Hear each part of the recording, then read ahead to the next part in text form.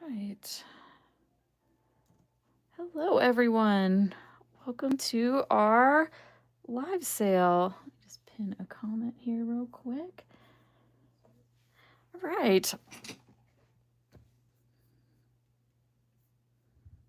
Hey, everyone. My name's Lori. I'm the owner of Unearthed, a stone for every home, and you have found our live sale. This is week 2 of our USA Minerals live sale, celebrating specimens from right here in the USA.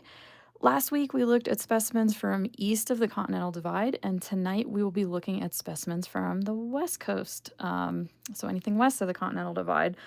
But before we dive into all that, let me just introduce myself again to anyone that's new here. My name's Lori. I'm a geologist, rockhound, mineral and fossil dealer.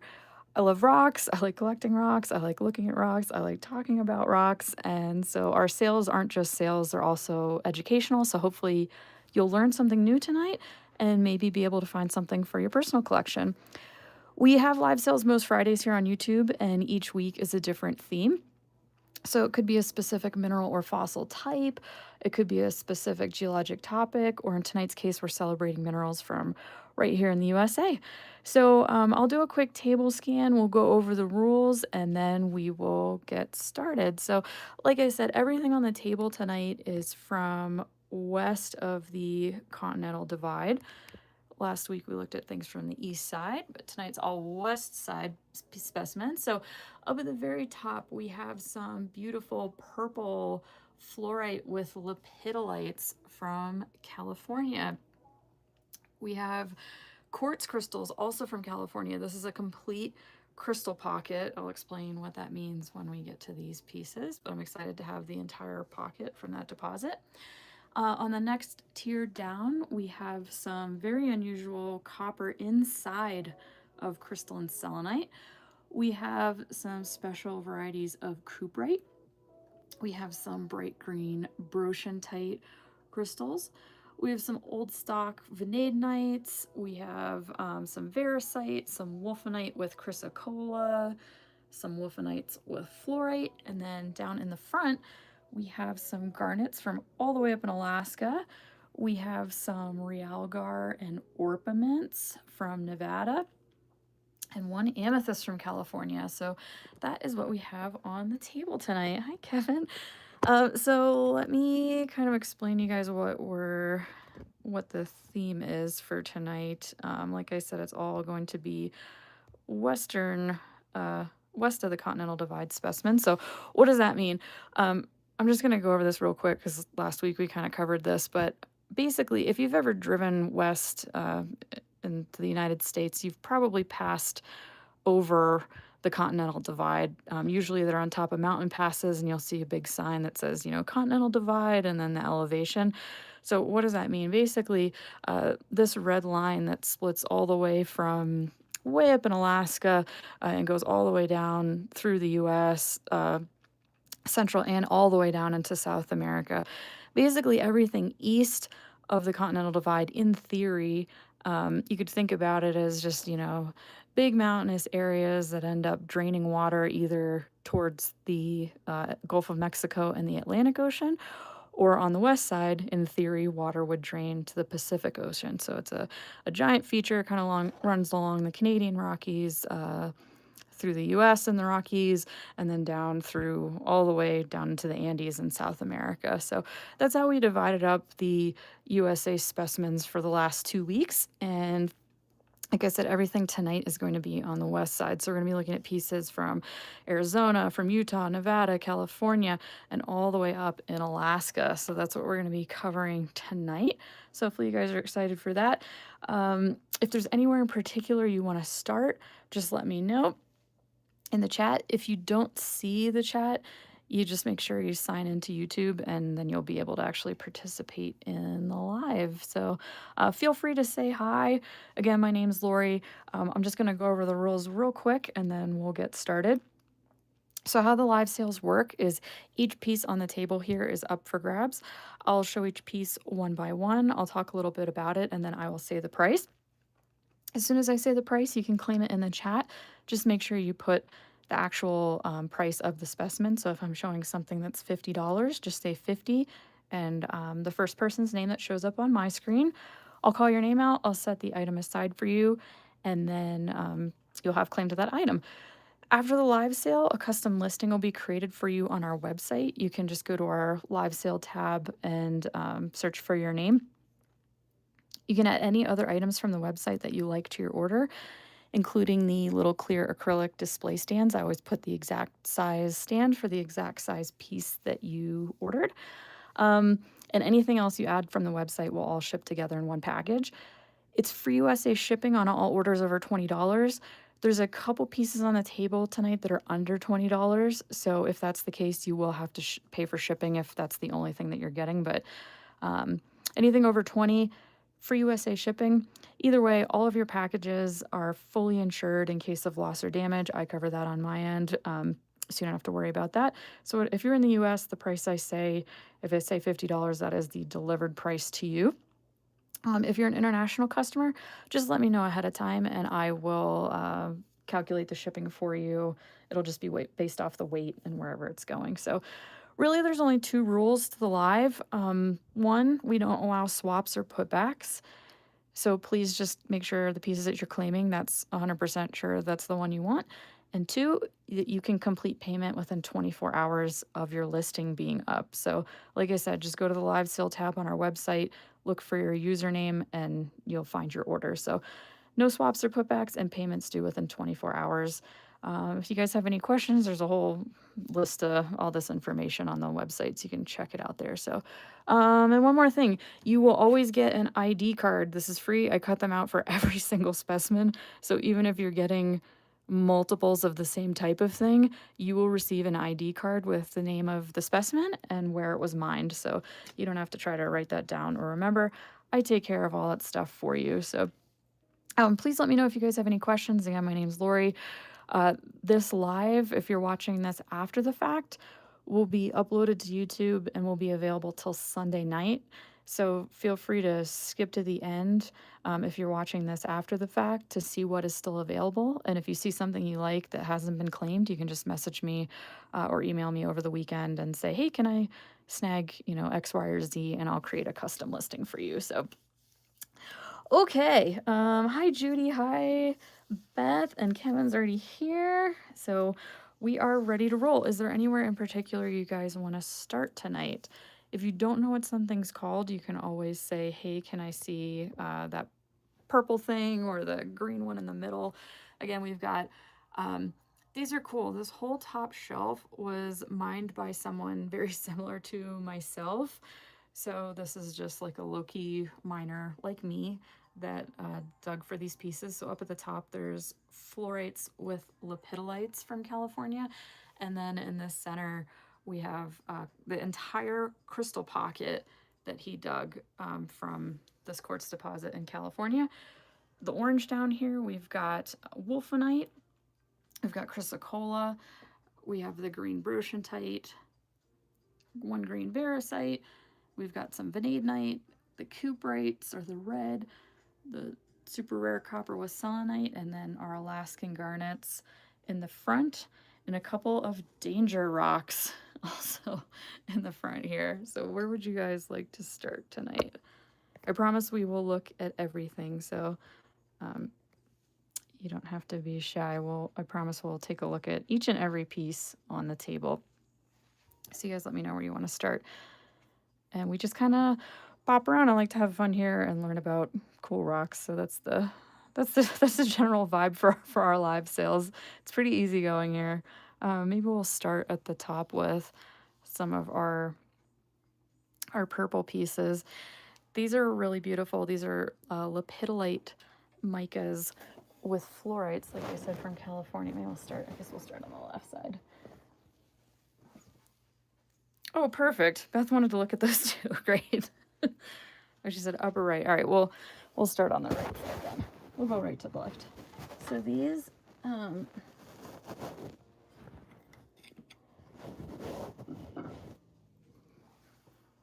these are a really pretty mix. So I've had these in the past from here in Colorado, but these come from California. It's a slightly different deposit. So these are purple fluorites. with mica and some lepidolite mica. And if you're not familiar with those two things, and there's going to be some quartz associated with this too. So these types of minerals form in what's called a pegmatite deposit. So you get kind of larger crystals happening in these types of seams. And there's several mineral types that typically form together in these types of deposits. Probably the most common being quartz, some sort of mica. You'll get fluorites. Sometimes you get some other minerals associated with it as well. But this is a special type of mica called lepidolite mica, which tends to have a little bit more of a pinkish purple hue. And that's because it has a high lithium content to it. So it's a special variety of mica, not just like a classic muscovite mica. So this first one, let me show you the back to this as well. There's some more mica on the back. This one is 40. 40 for that one. These have such a pretty hue to them. Nice soft pinks, purples, some deeper purples in there, and then of course the flashy of the mica in there as well. So that one's 40. That's our first one of the bunch.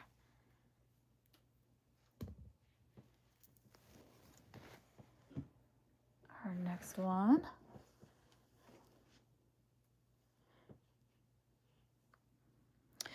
Oh, sorry about that. Thanks, Beth, for asking that. So she said, where in California? These are from the Birch Creek area in the White Mountains. If you're familiar with that area, Beth. Does the fluorite UV?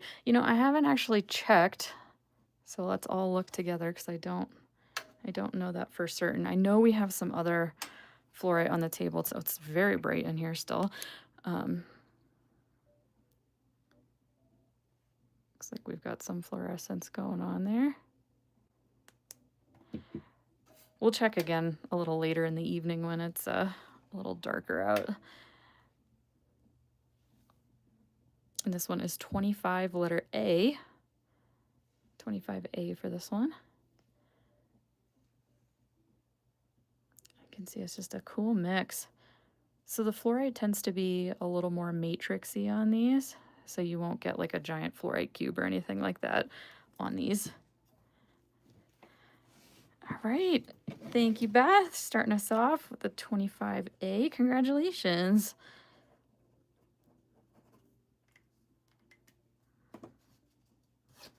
Got you for that one. Thank you, Beth.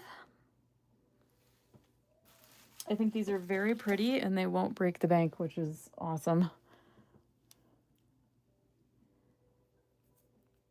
Our next one. You can see a little more fluorite going on there in the center. Just got a nice little pocket there.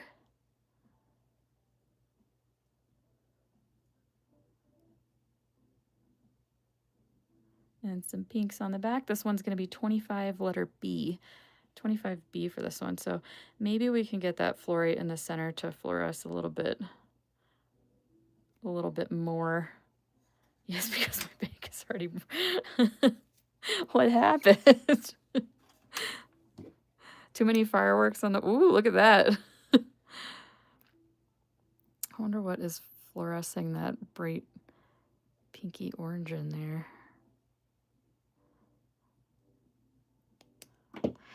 Fun little surprise fluorescence in there along the edge. 25B for that one. I'll have to grab a hand lens on that and see what's going on there. That like super fluoresced. 25B for that one. Nobody's into fluorescent minerals. That one had a nice little surprise going on there. All right, next up. So now we're getting a little bit bigger. Let me zoom back out here.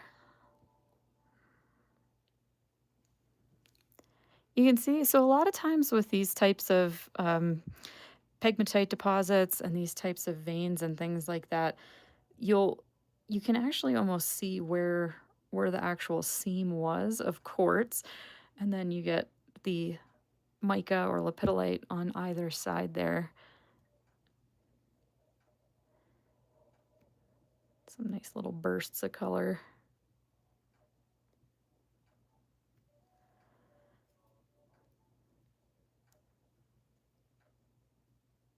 It's kind of it's a mica sandwich. Maybe an ice cream sandwich. What flavor ice cream? I don't know. Judy will have to tell us. She's usually good at that type of stuff. You've got the lepidolite, and then the quartz ice cream in the center. This one is going to be 45 letter B for this one. 45B. That's something else, if anybody's new, that we like to do here. Is sometimes we like to guess if it was a food, what it would taste like, or a dessert. I'm gonna guess it's some kind of, like berry flavored ice cream. Oh, Judy says lavender. That works too. Does anybody else, when they're walking past a little garden and sees lavender plants, just grab a little pinch? It's like the nicest smell. Okay, so 45B for that one. And now I'm gonna go over to the left side of the table. Actually, let's do that. Okay, and these are in no particular price order here. And red grape. Wait till we get to the danger rocks later. We can't even play that game because they're toxic, but these guys, just the color is so pretty.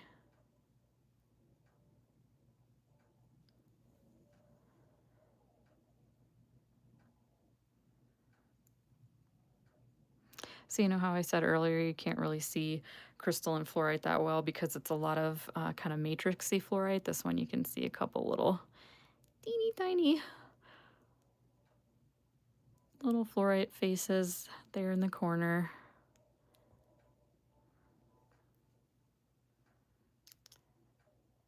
And this, ooh, look at the other side of this one. See, this is why Beth's here. Just to remind me to make sure to always flip it to the other side. This one is 30. 30 for that one. Such pretty colors. No Amazonite tonight. Did I say there was going to be Amazonite? I don't think so. But no, there's not. But there will be some when we do our self-dug sale this fall, so you can have that to look forward to, Beth. 30 for that one. Also, mica is a type of mineral that's quite soft, geologically speaking, which means that you could actually, this is a great identifier if you're out in the fields, out on a hike or something like that. If you see something really, really shiny like this in a rock, you can actually scratch it with your fingernail. It's very soft in the geologic scheme of things. So there's something that we use called the Mohs, M-O-H apostrophe S, or maybe it's just M-O-H-S, the Mohs hardness scale. And so basically what that means is it's a scale from 1 to 10. 10 being the hardest, so like the hardest mineral on earth is diamond, so that's why it's used in so many industrial processes, and people set it into rings and things like that because it's very hard and very durable, and it's very scratch resistant, whereas something like this lepidolite mica, or any kind of mica really, is like a 2.5, like it's way down there on the hardness scale. So it's actually quite soft, and you can scratch it with your fingernail. I'm not going to do it here because I don't want to mess up the specimen. But so if you're ever out on a hike and you see something really shiny, I don't know what that is. Just take your fingernail and give it a little scratch. And if you can see a scratch mark on it, it's a pretty good bet that it's going to be some type of mica. They also are kind of flaky, but you get this pretty free geologic glitter on your fingers if you handle them too long like this. So anybody that gets these tonight, if you see a little extra sparkle in your package, it's not because I decided to glitter bomb you. It's just that's the way this particular type of mineral is. our next one. Some nice little fluorite in the center there. See, you can see a little bit more of a cube happening in there. And then, of course, the mica all around. This one is 20 for this one. And if you're just joining us, we're looking at some purple fluorite and lepidolite mica from the White Mountains in California.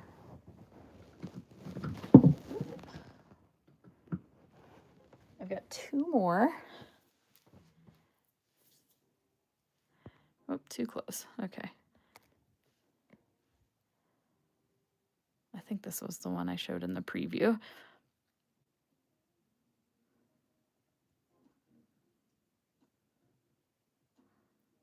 Just such a pretty mix of pinks and purples in here. And then on the flip side, got some more purple on the back.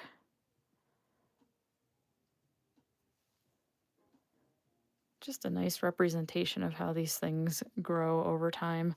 35 for this one. They're super pretty, they're very shiny, they're nice colors, and they won't break the bank, which is, it's the best. 35 for that one. You know, I think like me, the guy that mined these, we tend to underprice our things, and therefore they're very affordable because we're like, oh, I dug it myself. I can't charge. I can't charge too much for that. I get it. When you guys see the self-dug sale we'll have this fall, which will be all pieces that I dug on the table, it'll be it'll be the same way. All right, and this is our last one. This is the biggest one of the bunch. Has the most fluorite and lepidolite going on. It is a little more purple in person than it's showing up on my screen. So it will be even, if you think it looks nice now, it'll be even better in person. Look at even the back side. It's very, very purple. And this one is 45 letter A. 45A for this one.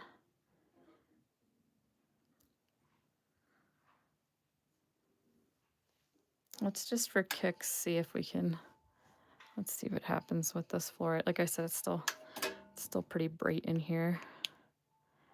Yeah, look at all that fluorite in there. So it's all fluorescing a nice blue color. And some more of that mystery electric pink going on in there. 45A for that one. And those are all of our lepidolite purple fluorites from California.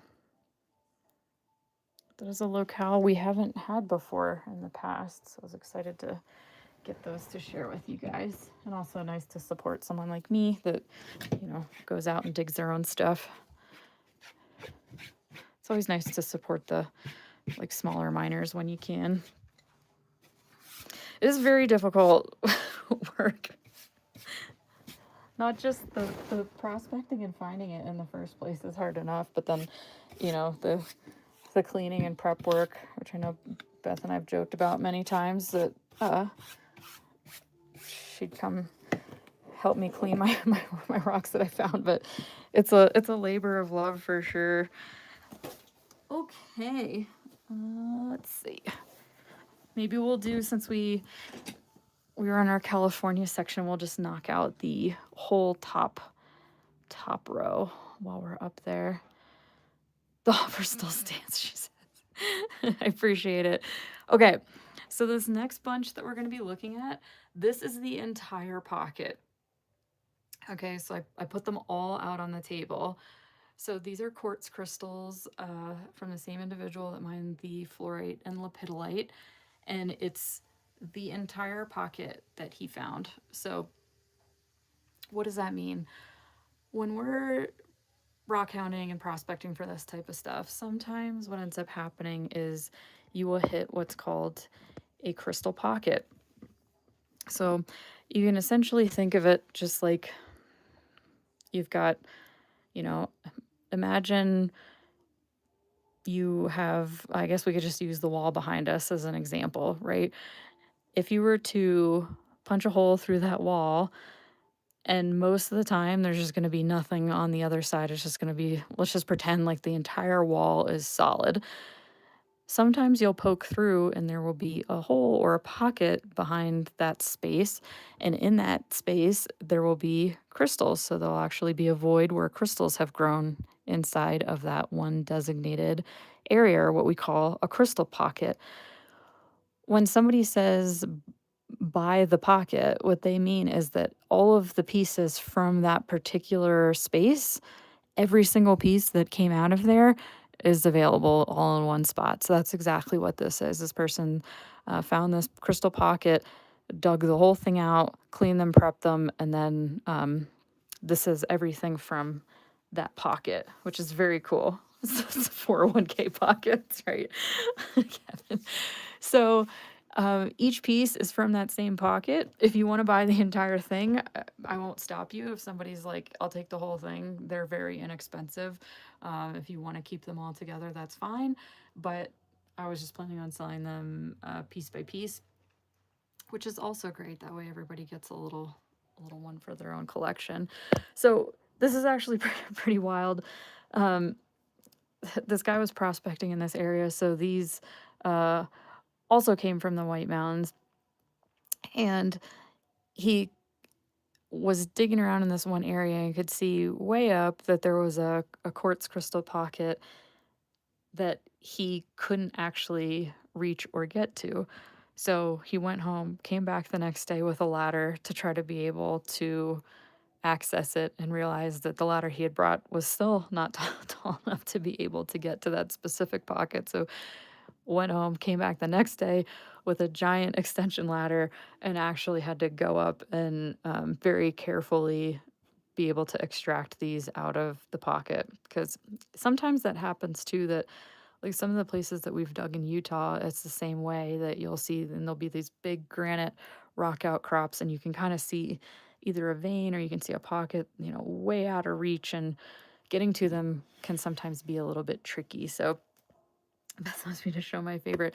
That's tough with this one. So what's really interesting about this particular pocket is, so these are all quartz crystals that came out of here, but they all look very different from one another, which is really neat. That, it's the same type of material from the same location. It's not just the same general geologic location, it's the exact same small crystal pocket, and you can see each piece looks very unique. So we'll start, I think we'll probably start in the back with the biggest ones and then kind of work our way around the front. So let's take a look here. This first one.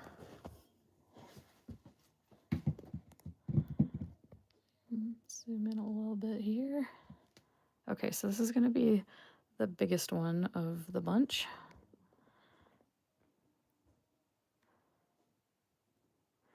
What's cool too is a lot of the crystals, they're still attached to one another. Sometimes I found, like, when places were digging, if there was a lot of, disruption, or there's microfractures, and there's all sorts of things that can happen inside the earth, tremors, earthquakes, all sorts of things that happen over time, that a lot of times what happens is when we hit these pockets in the first place, the crystals have actually already fallen away from the rock wall. So you can think they're attached, and then, things get shook up and they actually break free and fall to the bottom of the pocket.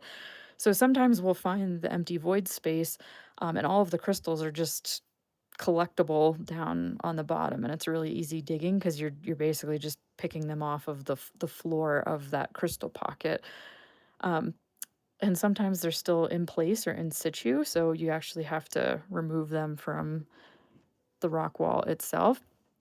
But in this case, you can see, there's so many of them clustered together that they actually held together really, really well. And there's just so many quartz points packed onto just this single specimen.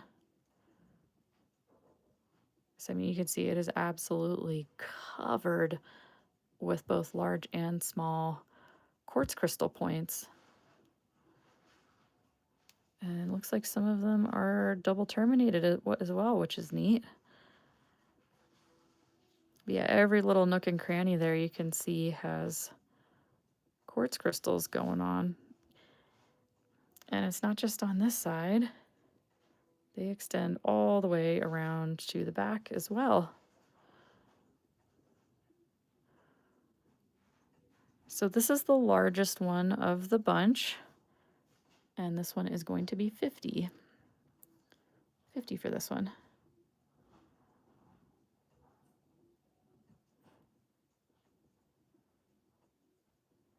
I'm actually kind of surprised he didn't actually name the pocket. Sometimes I forget to do that with ours as well, but I definitely would have called this the ladder pocket because of what he had to go through to be able to extract these.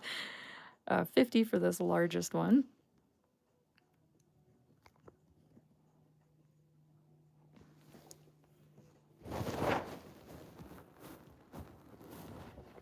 Now look at how different this one looks from the one that we were just checking out there. So the quartz crystals on this one, even though the specimen is smaller, the crystals themselves are actually a lot larger on this specimen.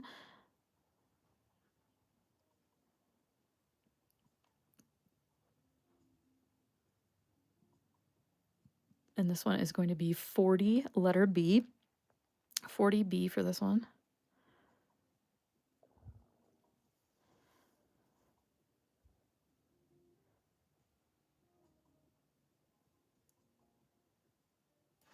Letter B.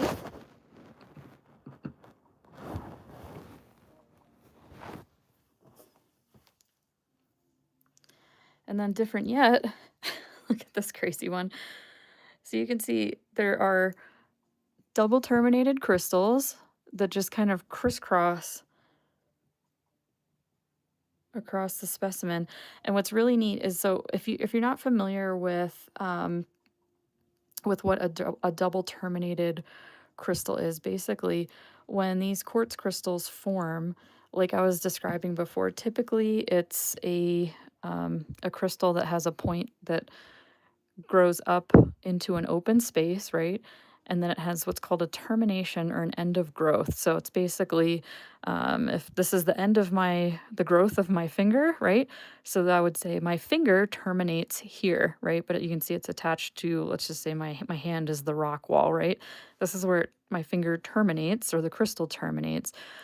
With a double terminated crystal, it actually had the ability to grow to points on two ends, which is a little different than how they normally form. So if you ever hear somebody say, oh, that's a DT or that's a double terminated crystal, that's what they're referring to, because it had the ability to terminate or finish its growth on two ends, which is really cool. Kevin, didn't the Doris family reconstruct an Amazonite pocket that they call the 401k?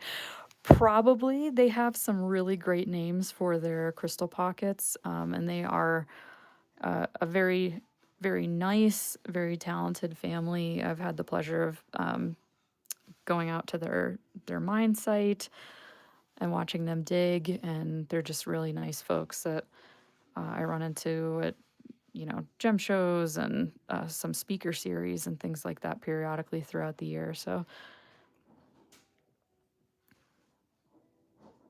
I would not be surprised if they had one named the 401k pocket. They actually, so unlike us who are just digging with hand tools, the Dorises are using heavy machines. They have special permits to excavate, more of a mining operation than anything that we'll probably ever end up doing. But it's very cool to see it. And theirs is actually still on a very small scale in the scheme of things.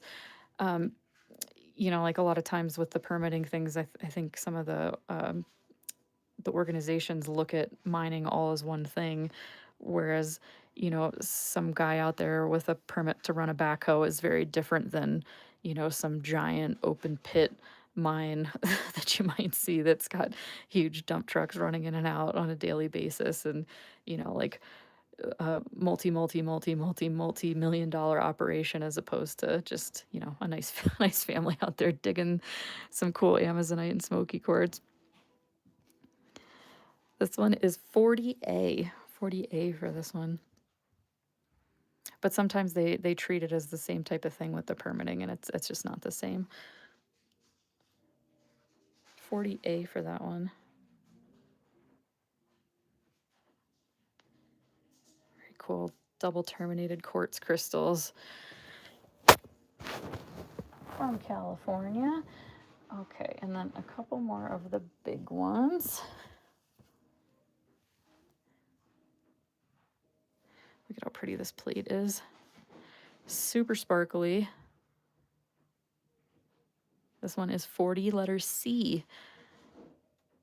And really nice terminations to the quartz crystals too. It's just also cool to see these, you know, when you've got larger single crystals, and then I'm gonna zoom in here and you can see, you know, there's little teeny tiny quartz crystals packed in there too.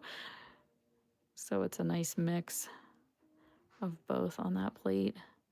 40 letter C for that one.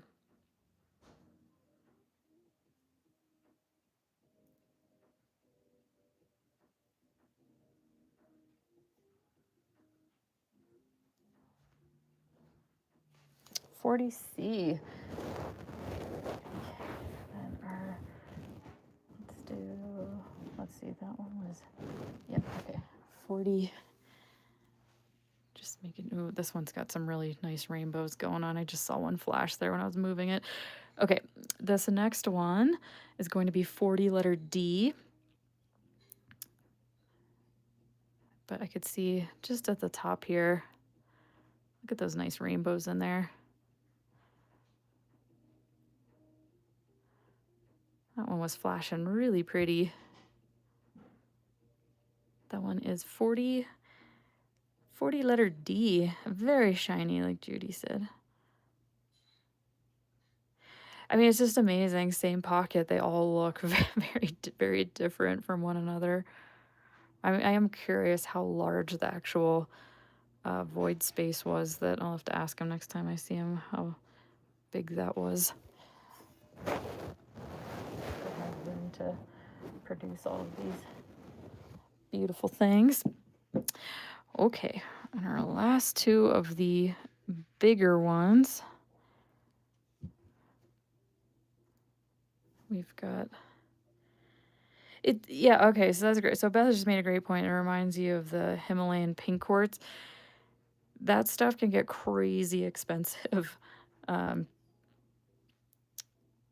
Sometimes it's warranted, and sometimes I feel like they're just price gouging. So it really depends on the piece, but these are very affordable and they're very pretty.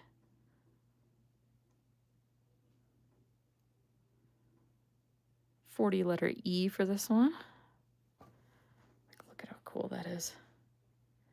It's too bad Tia's not with us. This is a Carini specimen. She's bought quite a few of the spiky ones over the years.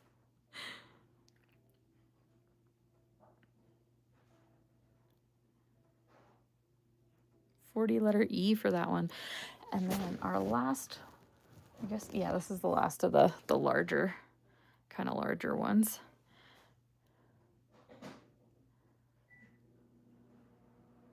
This one is going to be 35.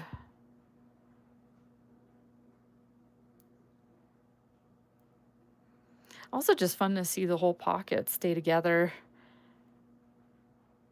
You know, because a lot of times these things get broken up, so you only see like a couple specimens out of one. It's just neat to see them all in one spot like this. Really, it makes you appreciate just, you know, how cool Mother Nature is. Okay, so now we're gonna do, I'm just gonna go left to right in kind of this semicircle here for these ones on the stands. These are gonna be very inexpensive. These also make great gifts for anybody in your life that likes rocks, because you're gonna get, this is not the correct ID card for it, but you will get an ID card for each one. This one is 10, letter A. 10A for this one. Nice little quartz cluster there. Like I was saying before, sometimes with these, you get these, obviously this is a smaller specimen, so the quartz crystals are smaller on it. But, for this particular size specimen, you get some larger quartz crystals. And then when I zoom in here, you can see, like, look at how many teeny tiny quartz crystals are tucked inside each, like, any little void space in there is just packed with crystals. 10A for that one. It's so cute.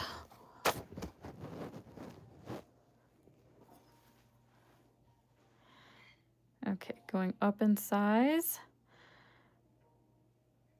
A bit here. Super, super sparkly. This one's 20, letter A. 20A for this one. So many pretty quartz sparklies in here. 20A.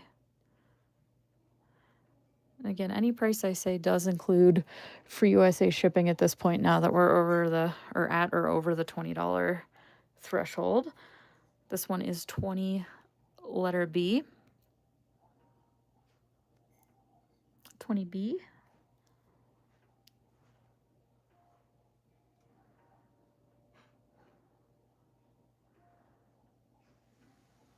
Also, can you imagine extracting these and not, did a very good job not damaging these crystals. I mean, they're perfect. 20B. Which is, I can tell you firsthand, is not the easiest thing to do. It's very lustrous, just like Beth was saying. It's not dissimilar to the look of the Himalayan quartz or even some of the Arkansas quartz too. Tends to be very clear like this. 20, letter C for this one. And a lot of these have crystals both front and back. 20, letter C.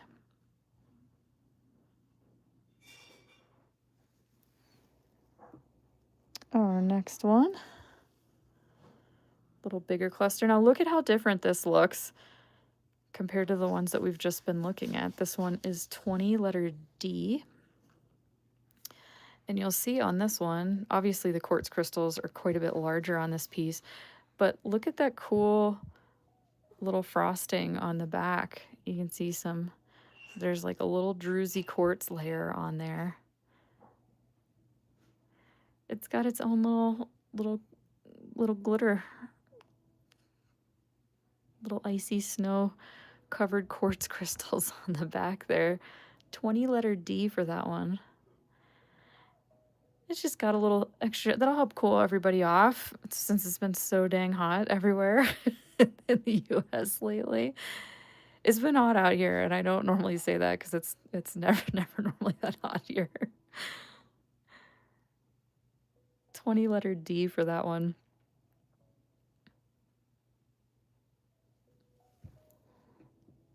All right, I just have a couple more of this from this pocket.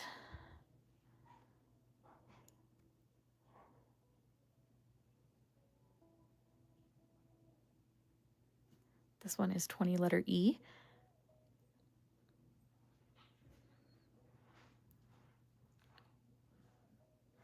Look at those nice quartz crystal sparklies.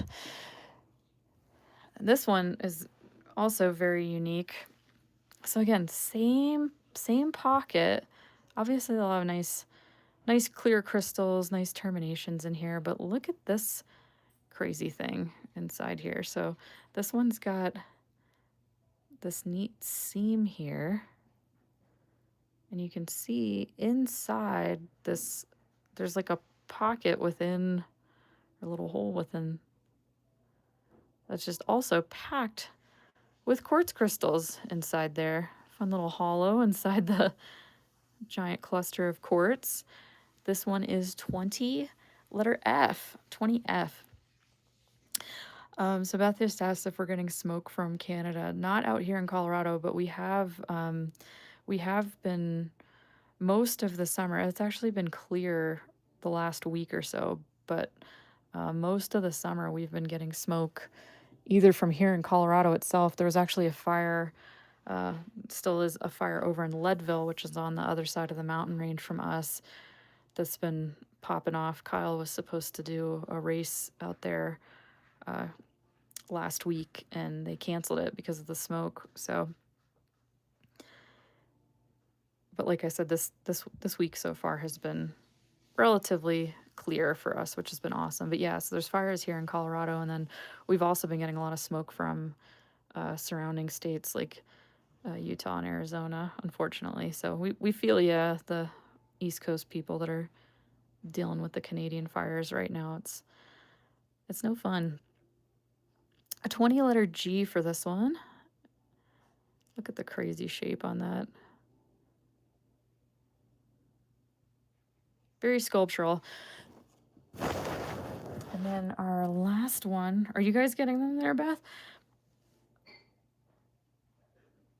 Our last one, 15. 15 for this one. Nice quartz cluster. And those are all of our California quartz. All one pocket. All from the same locale. One brave soul climbing up a giant ladder to get those. Actually, I had some guys that here in Colorado, down in the Uray area, actually used to rappel off a cliff face with climbing gear to be able to access some crystal pockets on the side of the amphitheater in Uray. It's pretty amazing. Not like a man-made amphitheater. That's what they call this formation down there. Okay, so far we have knocked out our upper deck here with our California fluorites with lepidolites, our Cali quartz crystals, and our other fluorites over here. So if nobody has a strong request, we might just kind of do it by tiers and go to the next level, unless there's some really strong preference. The paintbrush is not for sale unless somebody really wants it. I just use it to clean the table. But unless there's a strong preference, we'll probably look at the second level here, if you guys are cool with that. All right. Haze and smoke smell. Yeah, it's been intense this year. Everywhere, really. Okay. Let's look at a different type of intensity. This is a very fun one that I tried to just kind of have a variety tonight too, that you know, with quite a few of these, I actually know the people that dug these, which is fun. Oh, Judy, I bet you're getting it really bad in New Jersey. All my PA, Jersey, New York, and Maryland people say it's been pretty rough so far. So this one and the next one we're going to be looking at, my friend John actually dug years and years and years ago when he worked at the Red Cloud mine in Arizona. So this is a very famous location for wolfenite crystals. Oh, Kevin said it's bad in Virginia too. Yeah, it is. Everybody's kind of going through it right now. So these are wolfenite crystals, and this is wolfenite, even though I'd say classically you'd see it as the orange or yellow. It is not always this color. Sometimes you find it in browns, or they're just kind of pale earth tones. But the valuable ones are the ones that are really bright orange, like this, or sometimes a really bright yellow as well. But they're very tabular crystals, as you can see. This is just like a very classic shape for wolfenite, is bright orange tabs like this, or tabular crystals like this. But yeah, my buddy John actually worked there a number of years ago. He would probably not want me telling you how long ago they were. So it's pretty cool that he was able to work there. for a little while and collect these. And what's really neat is, so besides the obviously the bright orange of the wolfenite crystals, Tia's here. You get, look at this fluorescent on the, there's fluorite mixed in here that will fluoresce this really pretty blue, and you can see there's so much of it on this rock that might not be super obvious to the naked eye, but when you get it under the UV light, the whole thing just lights up, which is really cool. And this one is 45, letter B. 45B for this one. Tia, I was just talking about you a few minutes ago. We've got these quartz crystals that are very Carini energy. 45B for that one. Nice blend of wolfenite and fluorite. Some little secret fluorescence going on there. And then the other one I have that he dug many, many moons ago. This one's going to be 45A. You can see lots of different wolfenite crystals from large all the way down to little teeny tinies mixed in there. Look at all those little baby wolfenite tabs. 45A for that one.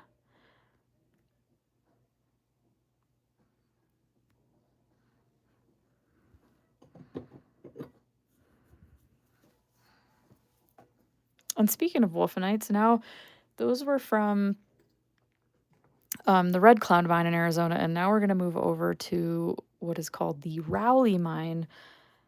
Or sorry, did I say California? I meant, did I say Arizona? Arizona is what I meant. I think I have California on the brain, but the wolfenite with chrysocolla comes from the Rowley mine in Arizona, and these are pretty unusual because you don't typically see chrysocolla mixed with this particular type of mineral. So it's like just a fun one that's different that you wouldn't normally see. And there's only one, from what the miners were telling me, there's really just kind of one zone where this actually happens. So it's very special that they actually get this mix of both wolfenite and chrysocolla together.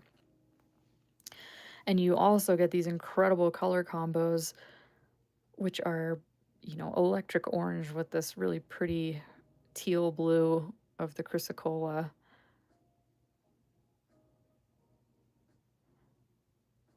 Wolfenite's just a fun one because you get those, there's like really crisp crystal blades, and they're such a bright orange color.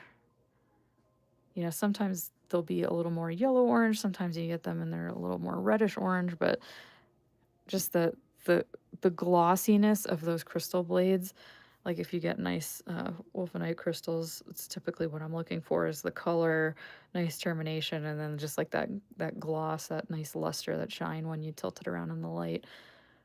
But obviously these are very cool because it also has the chrysocolla associated with it, and which is it's up there with some of my favorite minerals, just because obviously it's, the chrysocolla is a copper-based mineral, and the color is just, I can't help myself. This one is 85, letter A. 85A for this one.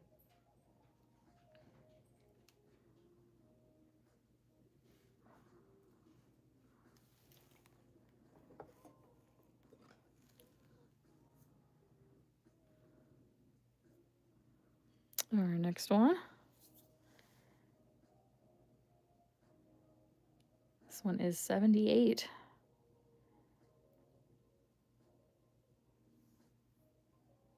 Look at that color. What a cool combo.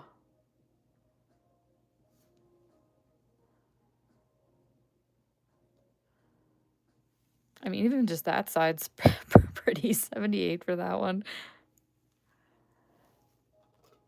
And if you're just joining us, we're looking at USA. Everything here was mined in the US, and it's all mined west of the Continental Divide tonight.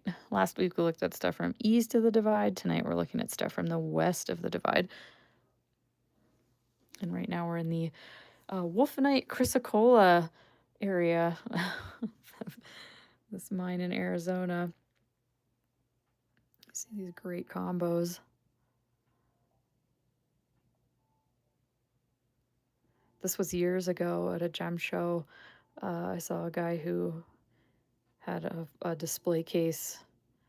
I mean, this was probably 15 years ago, maybe, but the whole display case was those two colors. He had Wolfenite and he had Chrysocolla together. And the whole, I mean, like, it just, the second I saw it, it just completely caught my eye. And I was just like, oh my God, these colors together look so cool. And look at this wild little honeycomb structure and all those little Wolfenite blades tucked into those little nooks and crannies in there. Nature is amazing. 85 letter B for that one. What a cool combo. 85B, double-sided. And those are all of the Wolfenite crystals that I have on the table tonight, or just period. I think that's all of them.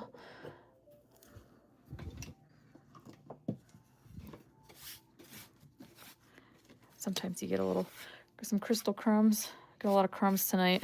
Do a little table clean off here. All right.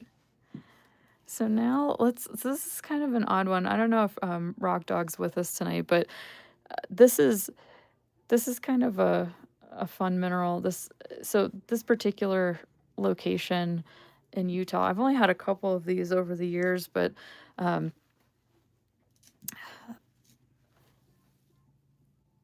this is a mineral called veracite, which a lot of times you only see this polished. And the reason for that is because it looks really cool when it does take a polish. But this is this is what the rock looks like, and this is what this mineral looks like in its raw form. And typically it forms in concretions and masses. So you won't see it as individual crystals or anything like that. At least not that I've seen. Like typically you see it as masses like this. Sometimes they call this Utah light because it's mostly found in Utah. Sometimes it can be found. I've seen some specimens from Australia as well, but I think it's probably why they sometimes will call it Utah light, because it is pretty unique to Utah. But it's just an unusual mineral. It's a aluminum phosphate mineral and just has this really distinct shade of green to it. So if you were so inclined, you could polish this one, or you just leave it in its raw state like this, because it's also very pretty like this. Veracite from Box Elder County in Utah. This one is 30 for that one.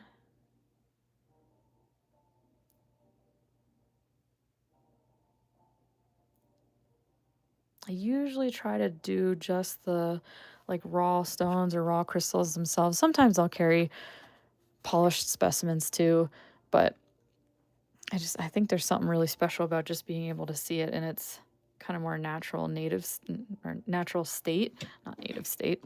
Save that for our copper mineral friends, or copper crystals. And that's the only one that I have. I think I've had a couple in the past from an old collection, and that one is this the one that's the X? Yeah, I think this is also one from a 1970s collection. I'll have to go back and look through my notes, but definitely an old stock piece. Okay, let's look at our brochantite next. These wild things. This is a very fun mineral. I can't wait to zoom in to show you guys the individual crystals on these. I thought you did, Judy. Yeah, I think I've had 3 total, maybe, in the past. I think. I had those 2 a long time ago, and then this one I picked up not that long ago from an old collection. Okay, speaking of color that's solid, like she said, so this crazy mineral is called brochantite.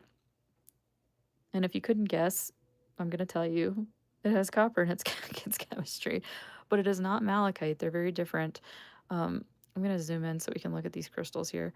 They almost have a slight teal to them. It's going to wash out a little bit when I get too close, but I just want to be able to zoom in to show you guys the actual individual crystals. Look at these little bursts of clusters of crystals of this brochantite.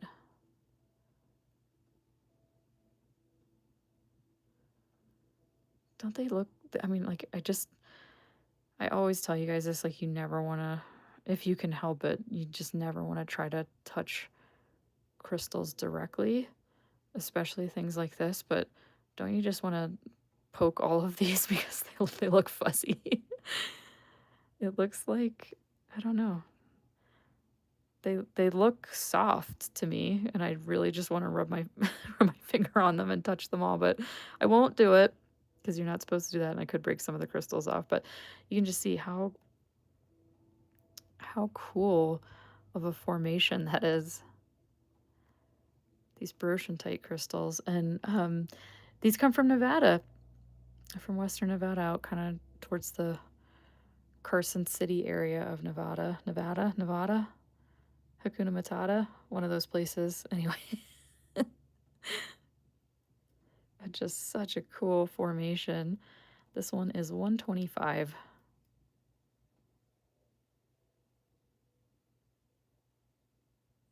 125 for that one.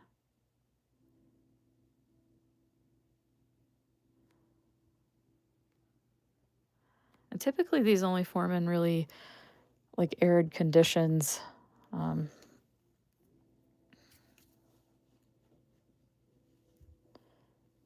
Around copper deposits. Does it fluoresce? I don't think so.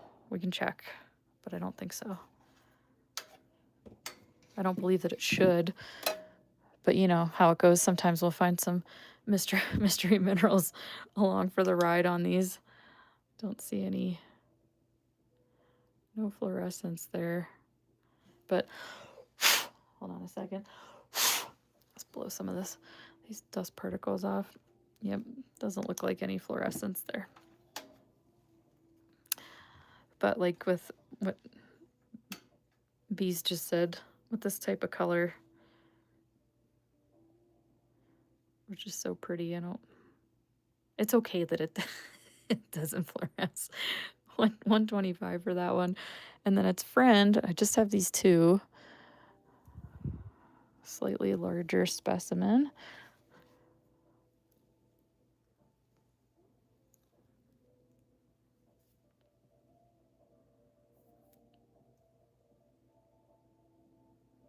It's interesting too because depending on what type of light you get it in, sometimes you'll get a little more of the teal will pop through. Like you'll just get like a hint of the blue and the green. And sometimes it looks a little more green. I'm just going to zoom in again just so you can see the fuzzies of the crystals. See, my camera can't even handle it. It's like maybe I got a little too close on that one. I think you guys can get a pretty good idea though.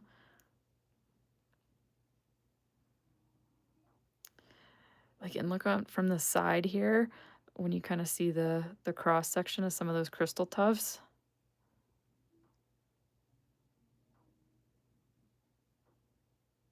They look so fuzzy. I love it. Even the rock matrix is really pretty on this one. And this piece is 175 for the larger one. 175 for that one.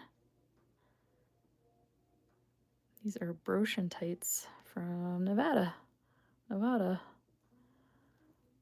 the flip side of that one.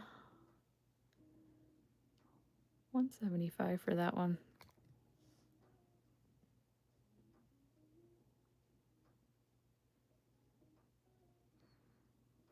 Look at that cool formation on the side of the stone there. That's just a fun little kaleidoscope going on. 175 for that one.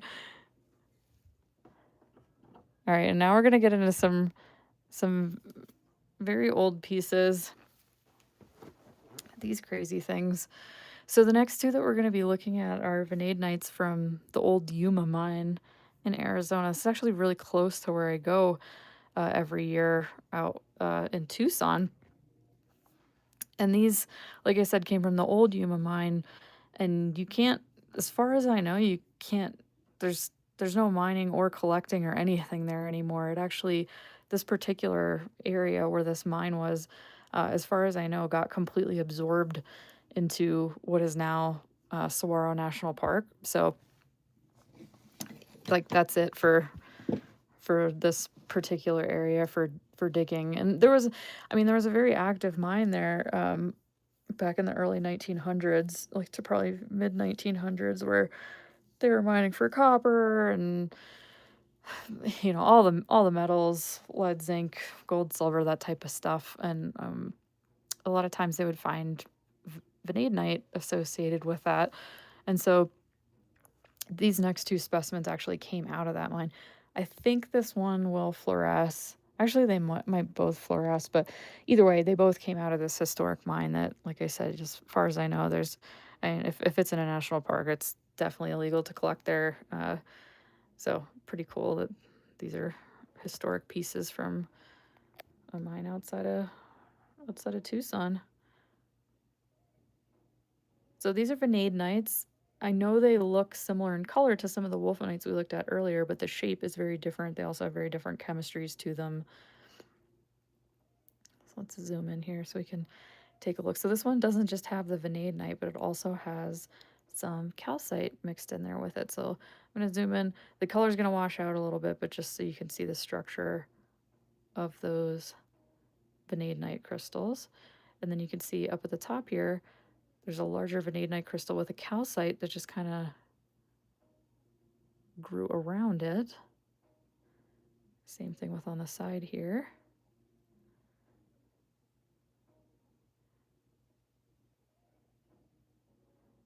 Like there are so many little crystals packed in here. Thanks, Judy. Yeah, this is an amazing combo. And even the matrix itself, I mean, look at the red. Look at the oxide on that. Like that is, just that itself is very pretty. And this one is 145. I'm going to shut the lights off here and we'll take a look. Judy just said, what's the blue? So it looks like there's some calcite. Let's take a look. Let's see if this fluoresces. Maybe there's a little dust in the fluoride in there as well. I'm not positive. Oops. Definitely some calcite.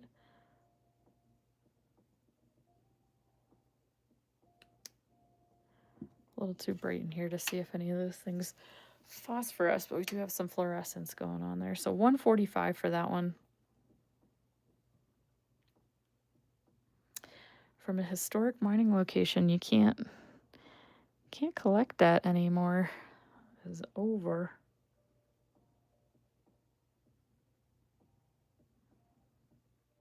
$145 for that one. Then this crazy one. So from what I understand, sometimes with these mining operations, they'll have, like a lot of times they'll start at surface, and then once they kind of exhaust, what they can safely extract on the surface or on like a smaller scale surface pit, then they'll start working underground, which I believe was the case at this particular mine. All right, now this one is mounted on this foam. Same thing as that one Kevin got last week with the pyrite. You want to be careful because the foam is not connected to the perky box, to this little display case. So this whole thing will come out. So you don't want to tilt it upside down. I don't know why you would, but just as a warning. So this one you can see really,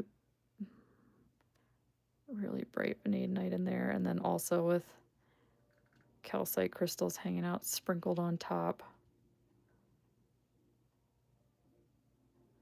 Not dissimilar in color to the Moroccan ones we looked at whenever that was. Not that long ago, maybe.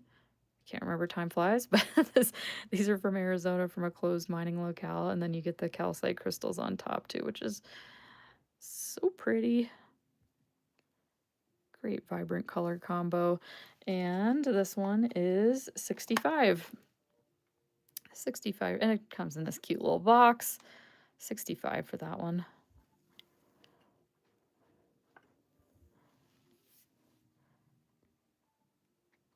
And you know what? Since we're looking at the bright orangey red rocks, I'm gonna skip ahead to this section right here so we can talk about these danger rocks on the tables, I like to call them.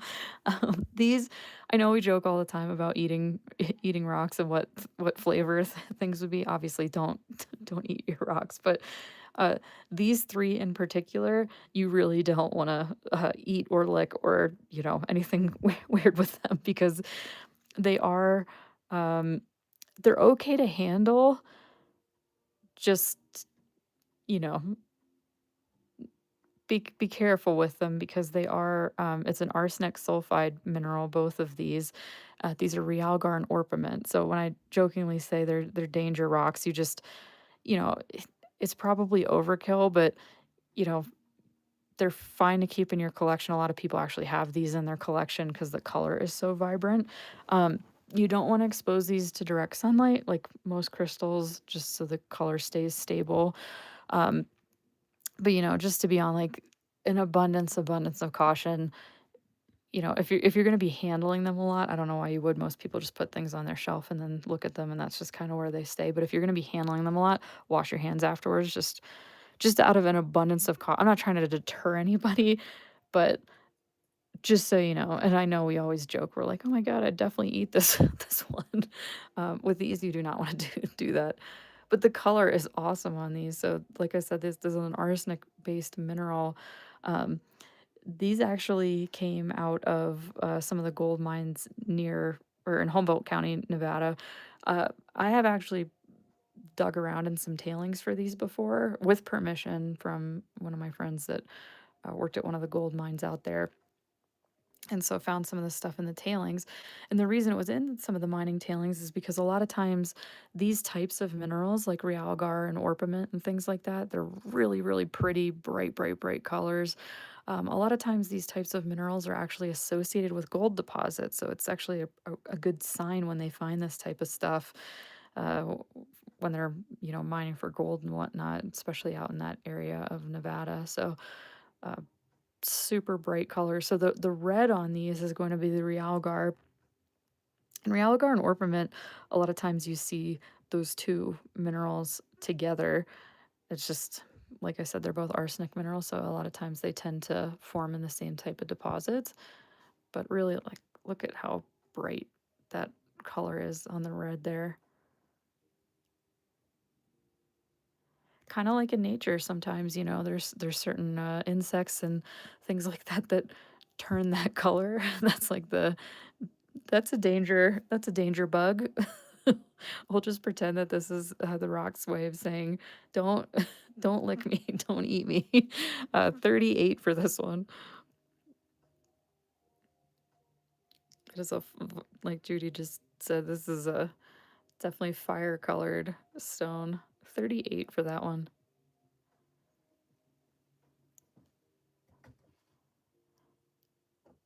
Our next one.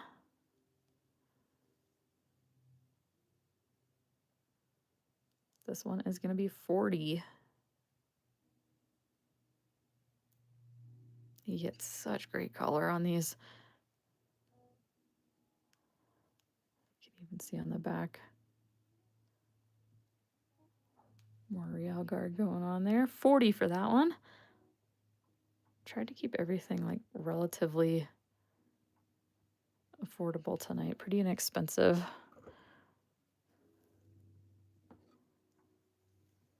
And our last one. So this one you can see not only does it have the realgar, but this one has more orpiment to it, and that is that yellowish orange mineral in the corner there. So you get some orpiment and realgar on this one. This one's 38. 38 for that one.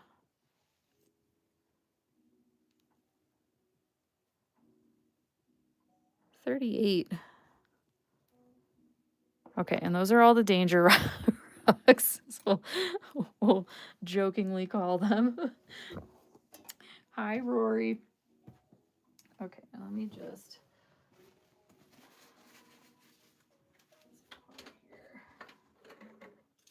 Okay, and then we'll look at our very unique ones. Of course, I had to sneak in some more copper things besides the brochantite, but I gotta sneak in a couple other coppery things, because why not? Actually, let's do our. We'll just finish off our base shelf here while we're down here. So really, the last couple things in this spot are our garnet crystals, which I have been a fan of these for many, many years. And garnet isn't even a mineral that I personally normally gravitate towards, just in my personal collection, because I tend to lean to a lot of the copper things, copper minerals, and a lot of the teals and greens and blues and purples. And I don't have a ton of red in my collection, but these garnets from Alaska have just always done it for me. I think the color is incredible. The shape of these garnets is incredible. And they just look very juicy to me. And I don't know, I think they're awesome. So these actually come all the way up from Alaska, from Wrangell Island in Alaska, just like pretty close to BC. Um, and it's a type of metamorphic rock, if you couldn't tell just by looking at it. So um, just like an easy identification, a lot of times if you're on a hike or something like that and you see super shiny rocks that like they look almost like there's like marbleization to them in a way, that you get these crazy waves and like bands of shiny things going on, and it just looks kind of melty. um, there's a good chance that it's a metamorphic rock, because these types of rocks are exposed to just so much intense heat and pressure within our earth that they essentially cook, um, which is really neat. That this rock essentially is like completely changing form and turning into, in this case, so this would be considered a garnet mica schist, and you can see all of the mica in the host rock. So you guys remember those fluorites with lepidolite we started at the beginning of the live sale? So that mica, like that particular type of mica, you can imagine something similar to that, or another type of mica, in this case muscovite mica probably, and maybe there's some biotite mixed in there too. Either way, mica is what gives it this super, super shiny appearance. And just like you get these just straight up jewels of garnet crystals that, I mean, just look like you just want to pop them out of there and put them in a pair of earrings or in a crown or something. And that's actually what happens a lot of times with these rocks. I mean, I'm sure you can see in the corner here, there was probably another garnet crystal right there. You can actually see, sometimes they call those keys when you see them on crystals or rocks. It basically just means that there was at one point, there was probably a little boop, boop, like little garnet crystals right there in the corner of that rock.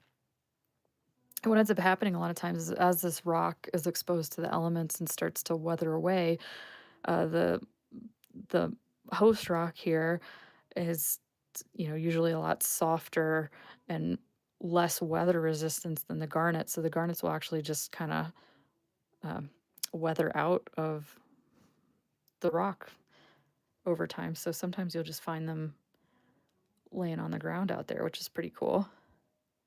Ripe for the picking, but this is how they form in the rock. So this first one is 50.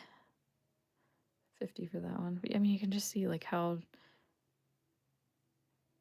juicy colored that those garnets are. And this is what's called an almandine garnet. There's a lot of different types of garnets out there. This is an almandine garnet. 50 for that one.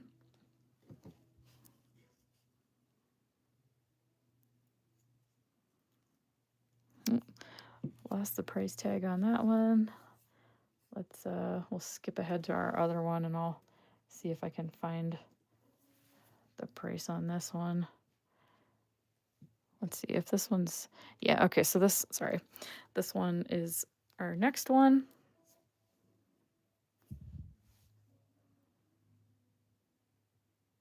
This one is 45.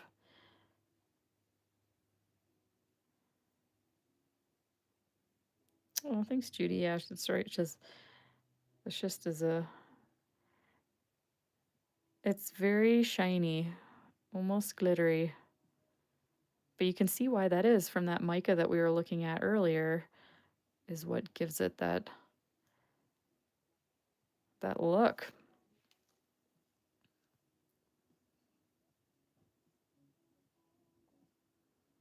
I would love to go collecting here. I don't know what the scoop is. I don't know that I'm ever going to get to that that area of Alaska, but if I could, I would go ham collecting these because I mean, who wouldn't? Like, look at how cool these are. I think it's a special thing though that you're not really allowed to collect there. Like you have to get a special invitation from the locals or something. I don't know how it works, but maybe someday.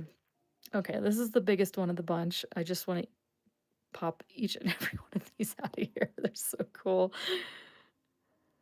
Oh, and I do love the way that it looks just in the matrix like that, because that is how it forms naturally, which is just amazing. The size of these garnets, just forming like that in the rocks. Seeing them in place like that is a very special thing. 78 for that one, for these garnets from Alaska. This is as far as we could get up on the continental divide. As far north as we could get. 78 for that one is just so many juicy, juicy garnet crystals. 78. So yeah, we literally could not have gone any further north really than this section of the west side of the Continental Divide there. These, of course, are further down, but anyway, it's still pretty impressive that we were able to squeeze in one from all the way up in Alaska there. Okay. Wait, I need some water, excuse me.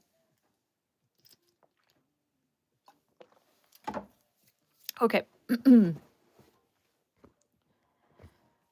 Time for our cuprite, our chalcotrichite. This is, excuse me, this is a very cool mineral that, of course, it's copper, and I had to had to work some in there on the table tonight because it's my favorite.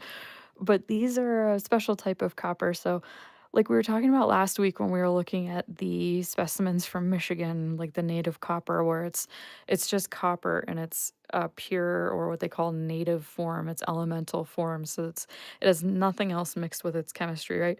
All of the specimens that we've been looking at tonight have other things associated with them. So it's never just one element, right? Like the quartz is a silicon dioxide, so it's got two things associated with it. You know, the garnets have a little bit more complicated chemistry where, you know, depending on what particular type of garnet that you're looking at, the chemistry is actually a little bit different. So like there's iron and aluminum and silicon oxygen mixed in with the garnets. The cuprites that we're going to be looking at in this very specific type of cuprite is as close as we can get to just the pure native copper. So besides just copper, it's got a little bit of oxygen associated with it too. So nothing crazy. It's just it's just got a little oxygen mixed with it. And then you get this mineral called cuprite, which is another favorite of mine. No surprise. And like I said earlier, you know, I don't typically gravitate towards just personally the red minerals, but because it's copper and because it's a very special copper, I really like this particular variety of cuprite. Now, cuprite can look, here, let me move this guy so we have a black background here. Cuprite can look very different from this. This is a fibrous variety of cuprite called chalcotrichite. And like I said, it's just copper and oxygen. There's not a lot going on with its chemistry, but you can see it is a very unique type of cuprite, very different from what you would normally see on the market. And it's because this is a special fibrous variety. So the crystals actually form into tiny little crystal fibers like this, and they all pack together like that in this really bright, bright red color. Very unusual.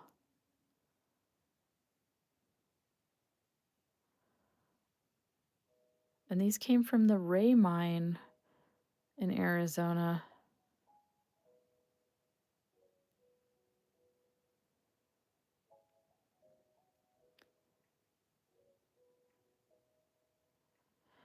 It's not on feldspar. It's actually just part of the rock matrix. But good eye, Beth, because it does look very similar to feldspar. But I think it's just part of the host rock itself. It does kind of have that look to it, though. So I'm not surprised your mind went there. But this is a very unique variety of cuprite. And these are old stock pieces. These are ex-Sam Rua collection. So it'll say that on the ID card that comes with these.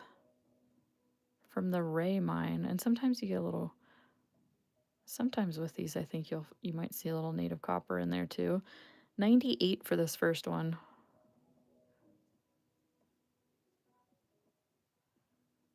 This is a very unusual one. I like how it has 2 feet. It does. It's its power. It's its copper power stance. 98 for that one.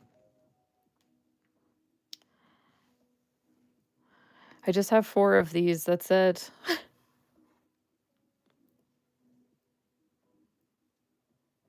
But these came from the Ray mine in Arizona. Old stock pieces. So this next one. Oh, there's a fly flying around here. So this next one.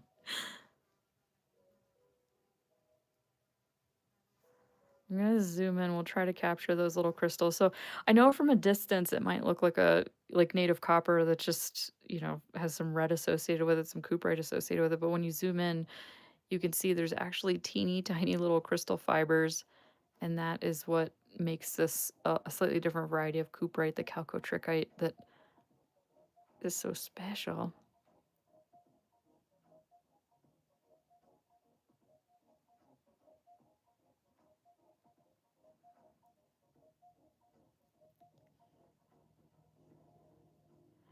And look at the flip side of that one. Also easily could be the front. It's a beautiful double-sided piece.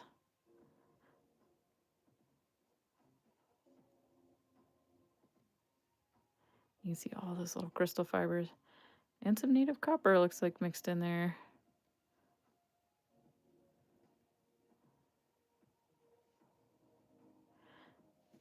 All right, and that one is 98, letter B. 98B for that one.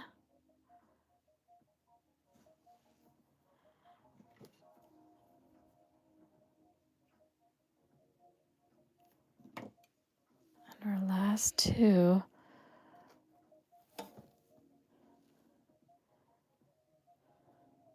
Whoop. Sorry, I was really zoomed in there on that last one. Our next one. This one you can tell it's got some serious copper with it. It's quite a bit heavier than the others for its size. This one's going to be 98, letter C. Like, look at those crystals. It's amazing seeing, they're so thin and they're so fibrous, but when they cluster together like that, I mean, the color just, it's so vibrant. And it just makes it so sparkly too. 98, letter C for that one. So flip side of that one with some more on the back. 98C. And then I have one more.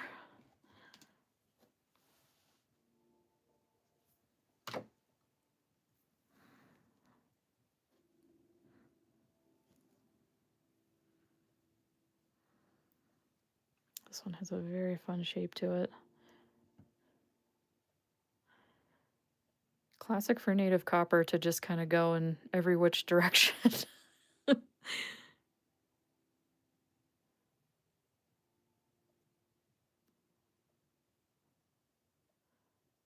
at the crazy shape on that. This one's 78.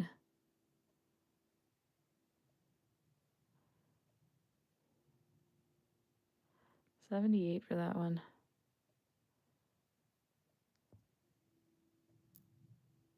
And those are all of our Cooperite chalcotrickites from Arizona. All right, and now we're going to get into a really, really rare one. And for all my regulars, you know I will not say that unless I actually mean that. And I only have a few of these, and these will only come out when someone like me is releasing them from their personal collection. That's the only time you ever see them on the market, and that's because this was a very, very limited find. So very uncommon. These came from the Mission Mine in Arizona, and these were mined between 1966 and 1967, and it was a very special discovery. And so what we're going to be looking at next, I'm not sure if these are going to go in price order or not, but I'm just going to show them as I grab them here. So this is a very special formation of native copper inside of selenite crystals. So selenite is a calcium sulfate. It's a pretty common mineral geologically speaking, but to have copper inside, native copper inside these specimens is really, really, really unique. And so I'm going to zoom in here so you can see this. So that's native copper, like we were talking about before, and we looked at last week from Michigan. So those are crystals of native copper, just elemental copper inside of the selenite crystal.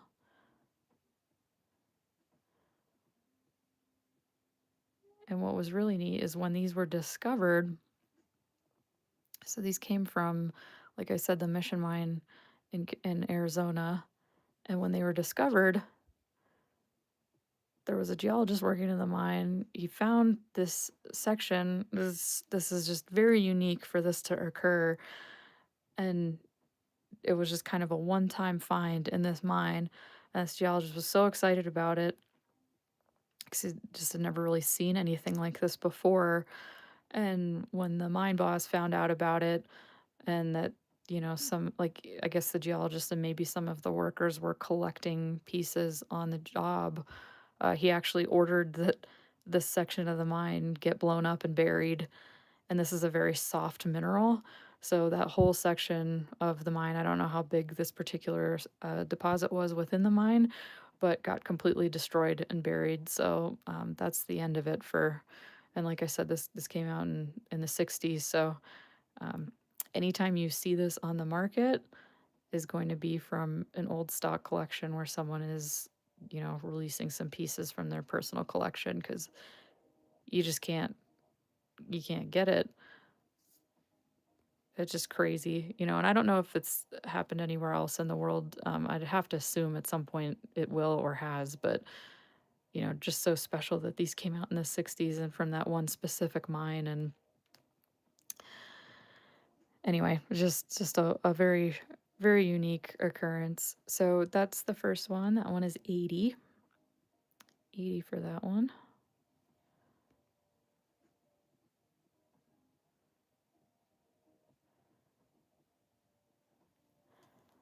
Our next one.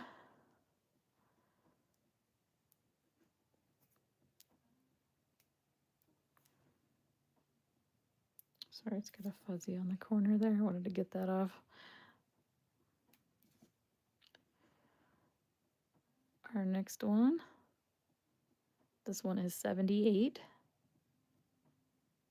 can see all that copper in there. It's very unique.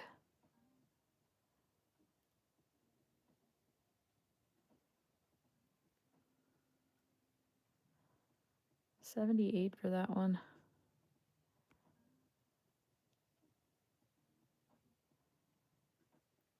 But that happens sometimes. Like obviously because I like copper so much, I've talked to a lot of copper miners over the years, and one of my other favorite stories is this guy that was working at a copper mine in Michigan. Now these all came from Arizona, the ones that we're looking at right now, but he was working at a mine in Michigan, and for many years, and he said they similar to this, they just hit this one weird seam where something very unique was going on, geologically speaking.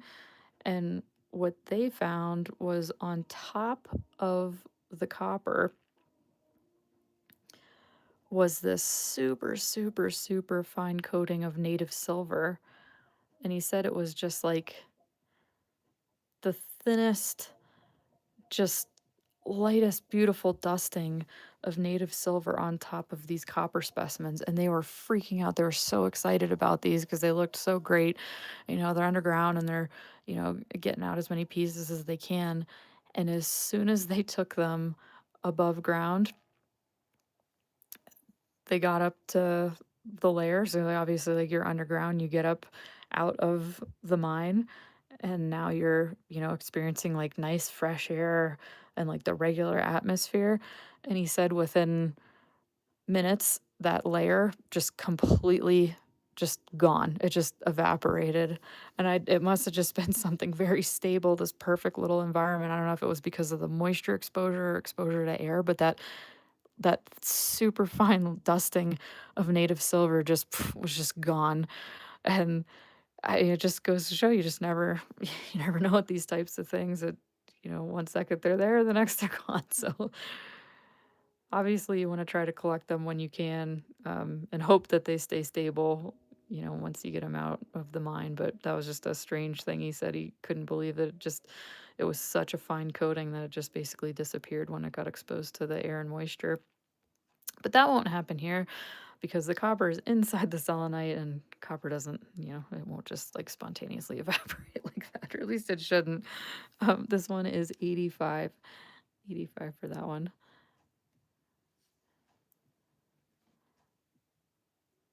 It's a pretty crazy story, but you just never know. All right, and then this is the biggest one of the bunch. And this one has the most copper.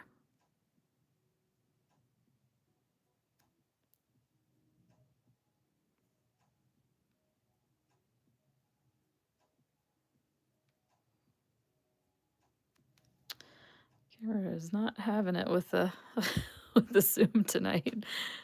It can't handle it. It can't handle the copper inside. I wonder if I can get something to maybe there we go. It's like maybe our map of the continental divide will help us. I just set that there and see if this works. Nope. Sorry, gang. This might just be one that, we'll have to photograph and post later. This is the biggest one. This one is 150. But it is absolutely packed with copper.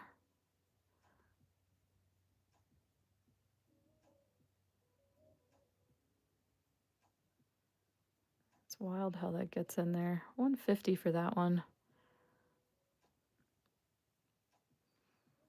And those are all of our copper inside of selenite crystals from the Mission Mine. All right. Well, I think we've gone through everything at least once so far. Does anybody have any questions or any requests on what you want to see again, or maybe for the first time if you joined late? Typically what we do is after we go through the table once, we'll go through everything real fast one more time, just kind of at the end, and just do a run through of less of the geologic explanation, more of just like this one 50, this one 20, that type of thing. But if there's somewhere you guys want to start, just let me know. Otherwise, I'll generally try to go in order from like either left to right and then top to bottom. but happy to jump around if there's anything in particular you guys want to take a look at. For anybody that's got a scoot, next week is going to be we're going to be done with the USA minerals, and we're going to be doing all crystal combos next week. So it'll be 2 or more minerals all on one specimen. So it's just going to be lots of crystal friends all hanging out together. So that's what's going to be coming up. Judy, did you show the amethyst? I forgot to show the amethyst. Thank you. Classic move on my part to forget the one that's like, right in front of my face. So thank you, Judy. And Kevin wants to grab, let me see, the lepidolites for 20 and 25B. Okay, let me see which one's those. 25B. I did good. I grabbed that one right off the bat. Okay. So Kevin, I've got you for this one, which was the 20. Thank you. Have some fun with the fluorescence on these. That one was 20. And then 25B was this one, which also had some fun fluorescence. What a pretty color. Nice grabs. Thank you. Okay. And Judy just rightfully pointed out that I completely forgot to show the amethyst. So this is from the Kingston Range in California. This is the only amethyst that I have.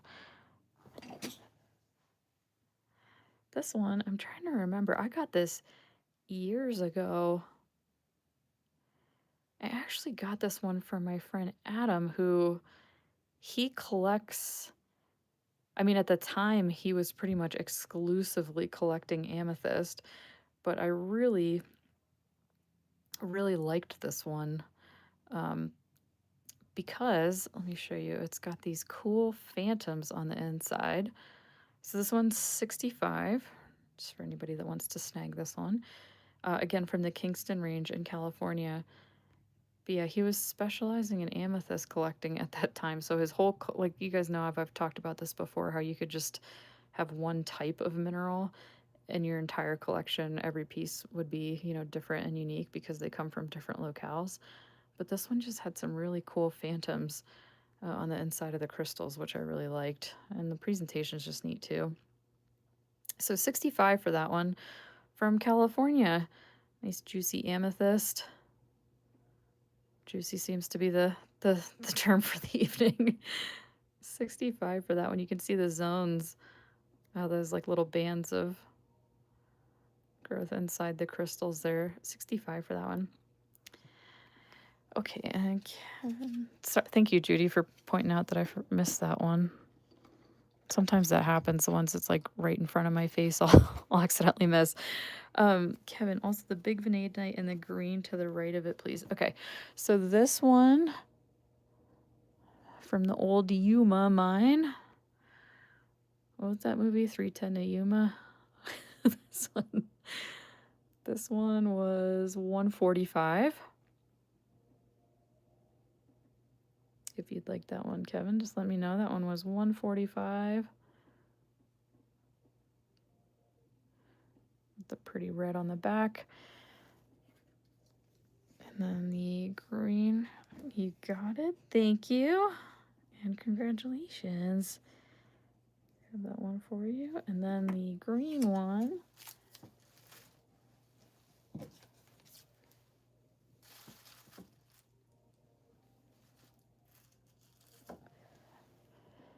Our brochantite. Our big, beautiful green crystal baby here. This one is 175 if you'd like that one.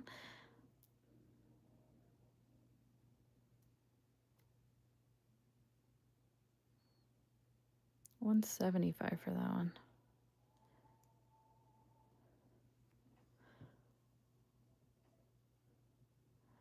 You got it. Thank you. It's brochantite. Like, what's up, brochantite? Don't actually. You don't have to say it like that. but it is spelled that way. It's BRO. Chantite is.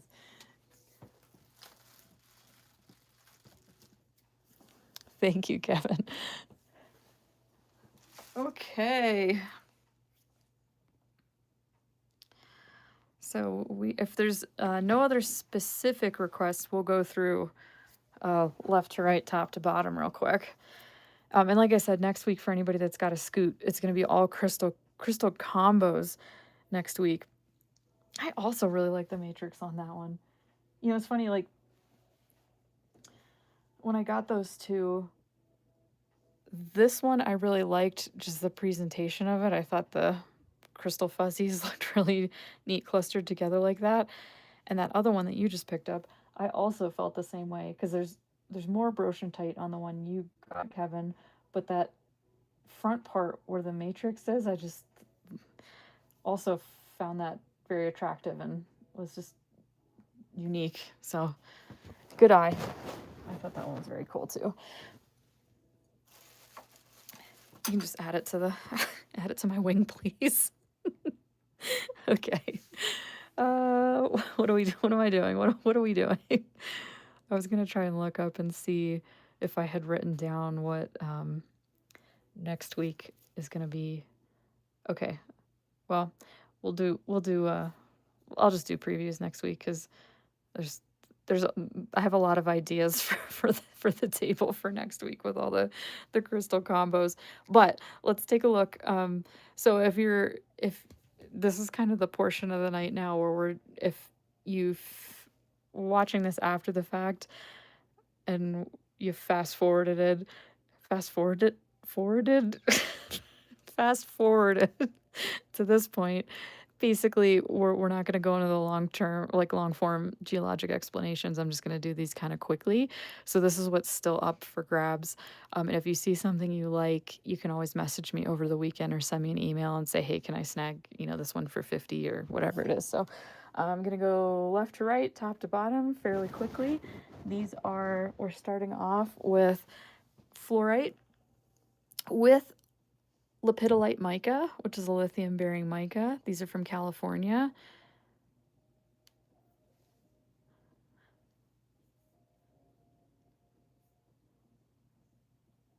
Just super pretty color. 35 for this one.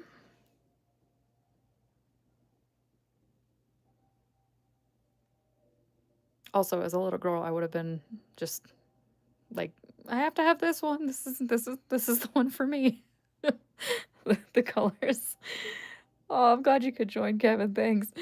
And thanks for all your great claims too. Yeah, I would have been all over this. 35 for this one. Definitely my color palette. Purples, blues, greens.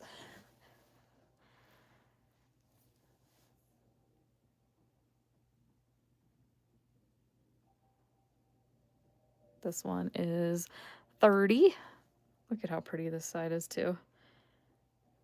You've got the fluorites, you've got the lepidolite, the lithium-bearing mica. Such great color. 30 for that one.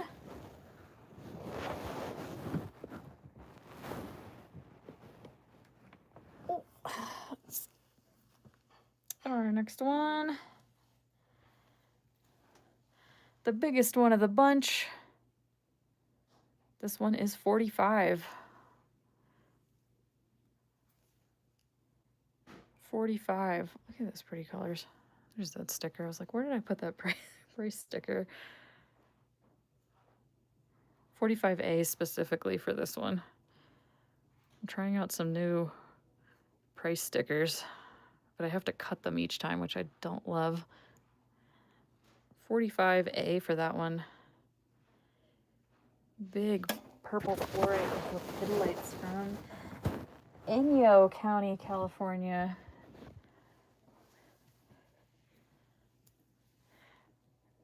Our next one, 45B.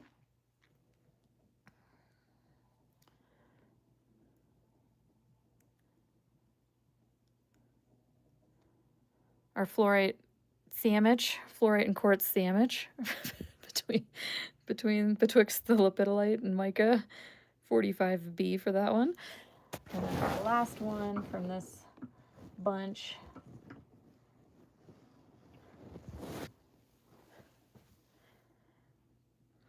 This one is 40. You can see that pretty little fluorite crystal tucked in there. Little boop. 40 for that one.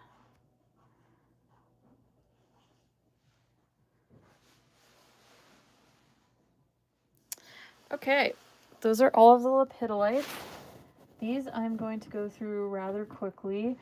If you missed the explanation earlier, these are all from one single, all this group up at the top is from one single quartz crystal pocket from this locale in California. This one is 50.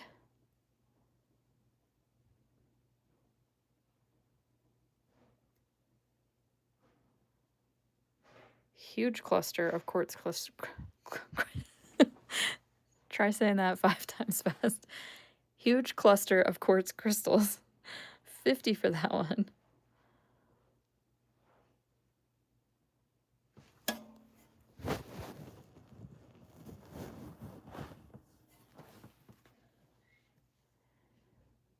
This one is 40 letter B. Also, is anybody planning on watching the World Cup this weekend? I think I'm going to try to watch Sunday. Oh, can't believe I forgot to tell you guys. This is so fun. Tomorrow night, the National Repertory Orchestra, which comes to my town pretty much every summer, is doing a Jurassic Park night. So the orchestra is going to be playing the music to the movie while the movie is playing in the background. It's gonna be awesome. I'm super excited. It's such a great soundtrack and how fun. 40 letter B for that one. I can't believe I forgot to mention that earlier. I'm trying to just focus on what I'm doing right now, but I'm very excited about tomorrow night. And I know R.I.P. Sam Neill. That's probably my all-time favorite movie. If I had to pick just one, it's kind of between that and Indiana Jones 1 and 3, but Jurassic Park is probably my all-time fave. You gotta watch from the bowling alley? I bet it'll get rowdy in there. 40 letter C for this one. You know, I'm really looking forward to seeing what that's like. They'll project it on the walls. That's wild. 40 letter C.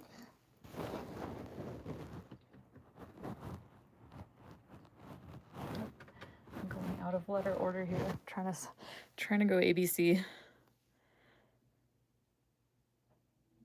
This was the one with those nice little rainbows in there.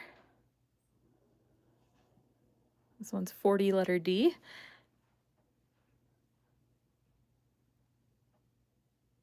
I know one of my friends was joking that they were going to get some inflatable, I don't know if you've seen those inflatable T-Rex outfits and wear it to the orchestra tomorrow night. I was like, how are you going to sit in the seat with your giant inflatable costume? They're like, oh, that's a good point. 40 letter E for this one. I kind of hope they wear it anyway. Even though I'm sure it's going to be very awkward to sit. It's very funny to see. You saw the first Indiana Jones with the Madison Symphony? Oh my gosh. Okay, I'm very excited for this. Also, that would be a great movie to see with a symphony. Some other friends, 35 for this one, that are also joining us, said that they, I think it was in Denver, that they did the Colorado Symphony, and they did, I think it was one of the Lord of the Rings movies, and I was like, oh my god, it's like 3 hours for the poor symphony to be playing. They said it was amazing, though. This is my first time doing something like that, so I'm very excited to see what it's like, and I guarantee you I will tell you about it next week during the live. So if I forget to mention it, somebody please remind me. 40 letter A for this one. I'm pumped. Okay, and then our minis. We got 10A. Oh, the first Star Wars, that would also be very fun. Although I would probably want to see 10A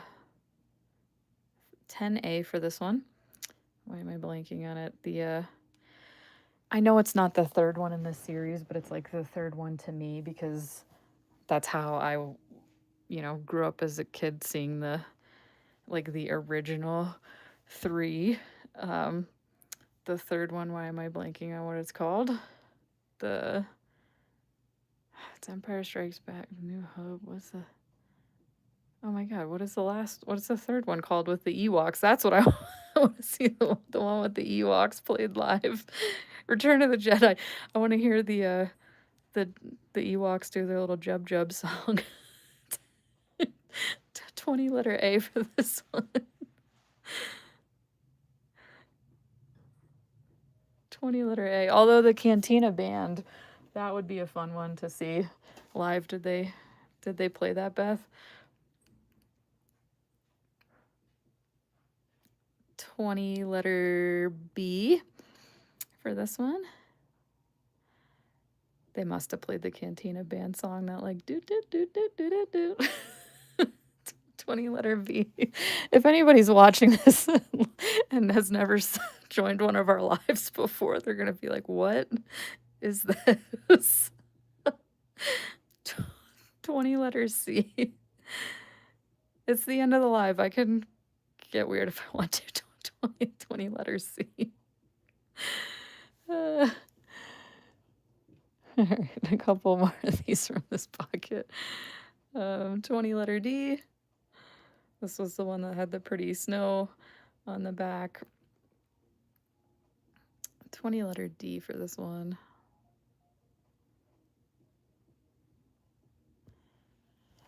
And then our last couple. 20E. 20 letter E. Again, free USA shipping on anything 20 and over. 20F. 20 letter F. Oh my god, it's so pretty.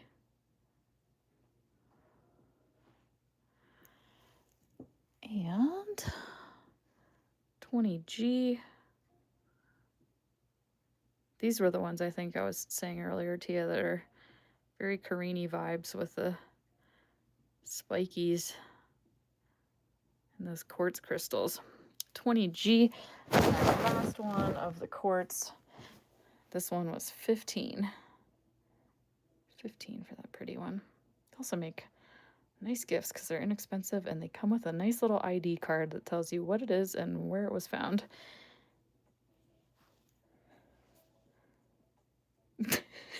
That's that they didn't play the Cantina Band. Tad disappointed, but they went with the movie soundtrack on that. I guess it wasn't as well.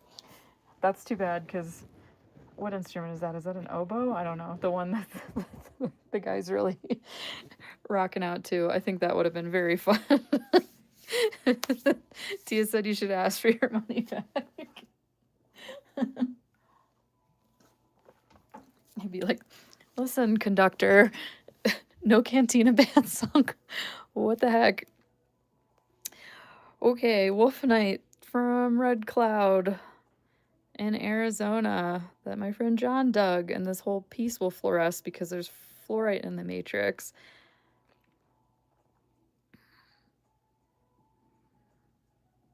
Nice little tabular wolfenite crystals there. 45 letter B. 45B for that one. Let's just look at the fluorescence real quick, because why not?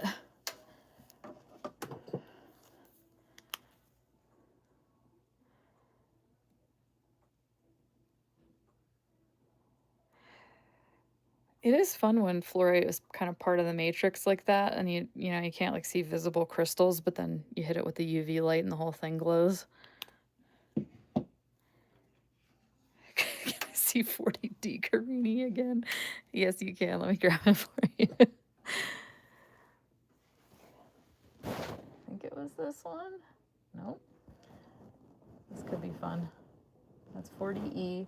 Yeah, this was this was another one that I thought had very Carini vibes. This one was 40E.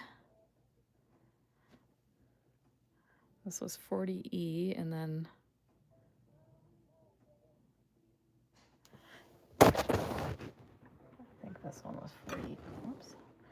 Yeah, this is 40D. Also Carini.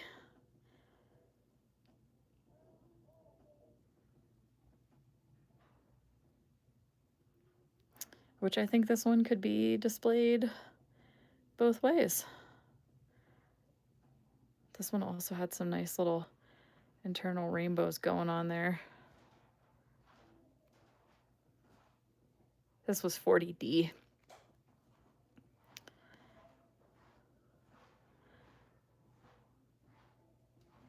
That's so funny, Judy. I thought the same thing. I thought the exact same thing. You got it. Thank you, Tia. That's so funny, Judy. I thought the same thing. I also saw that.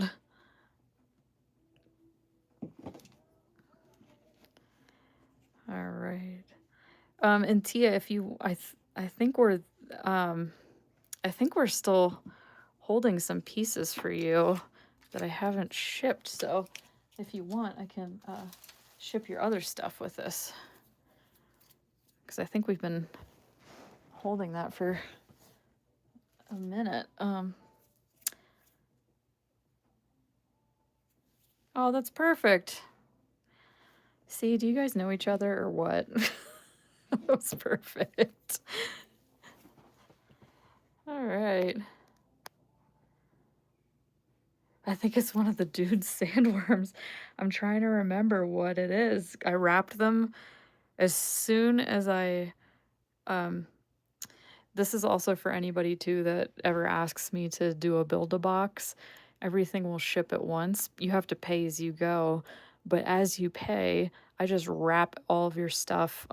It's pretty much ready to ship whenever you say go, and so I can't I can't even remember to you what it was.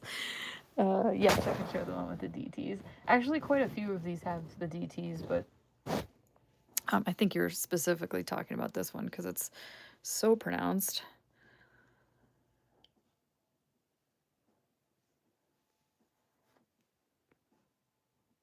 Was this the one you're thinking of, Beth?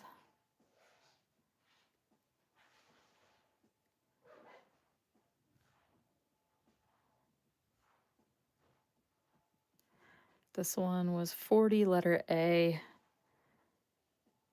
It's a mini sandworm in a perky box.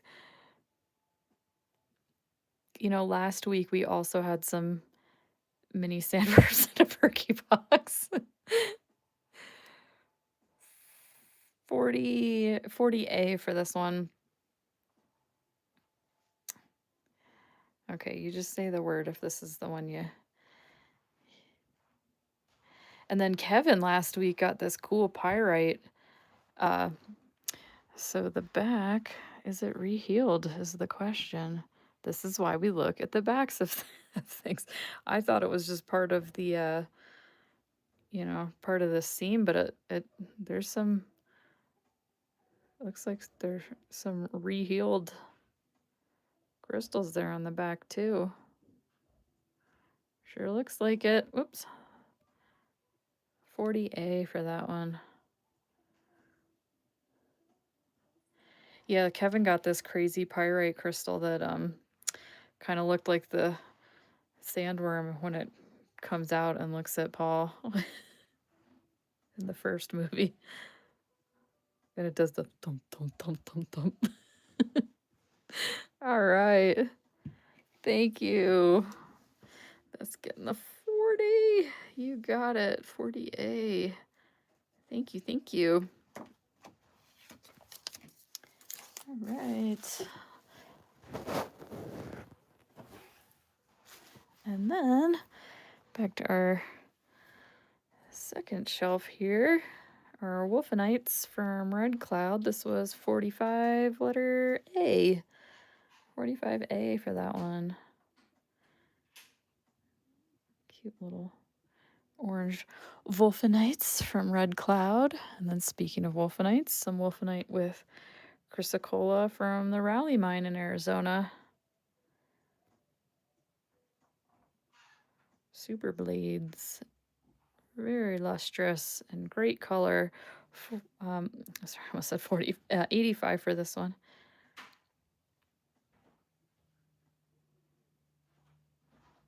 $85. And it's friend, or two friends. This one is 78. 78.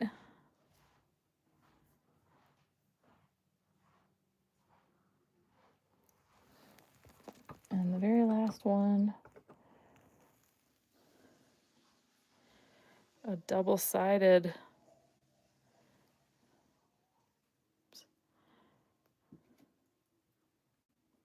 This one was 85, letter B.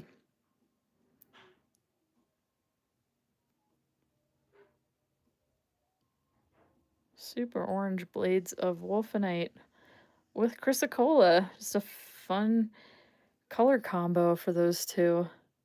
85, letter B for that one. Those little teeny tiny little Wolfenite crystals in the honeycomb. 85B. I was telling my aunt, speaking of honeycombs, I think we mentioned this like several lives ago, that what is it called? I think Judy watched it also. Was it that bee documentary? Was it Secrets of Bees or something like that? I can't remember. But anyway, I was telling my aunt about it and she absolutely loved it. And then she told me about this. It was on like, I don't know, one of those morning shows like CBS This Morning or something like that. I can't remember. But if you just look up, like morning show seahorse segment, it was this cute little segment on seahorses. And she's like, I think you'd really like this. I think it was only like 5 minutes long, but it was about seahorses and sea dragons. And I just guess it never really registered that seahorses are a type of fish. And they said that they have little kangaroo pouches that they keep their babies in before they like hatch release. I just never knew that. It's this fun little documentary on seahorses. It was so cute. Not even a documentary, it was just like a little segment. It was only 5 minutes, I think, but super cute. Okay, this is brochantite. Unique copper mineral with some very cool crystals. This one is 125. That is the very last one that I have, just at all. Veracite from Utah. Utah Light, as it's sometimes referred to, just a raw one. This one's 30.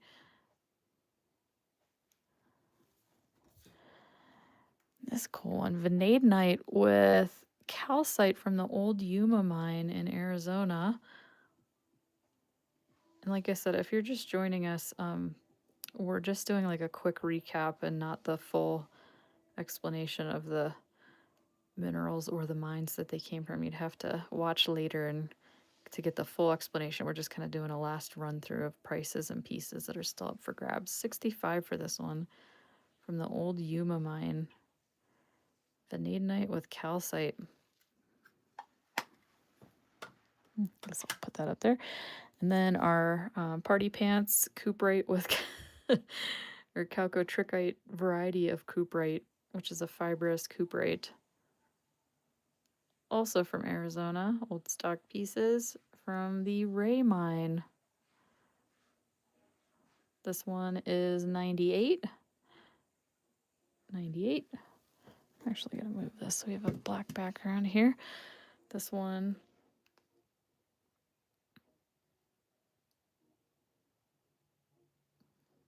98 letter B. Pretty double-sided piece, 98 letter B.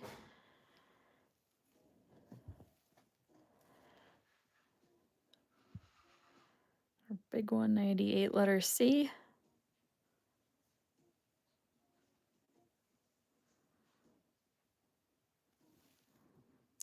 And then our crazy shaped one, 78.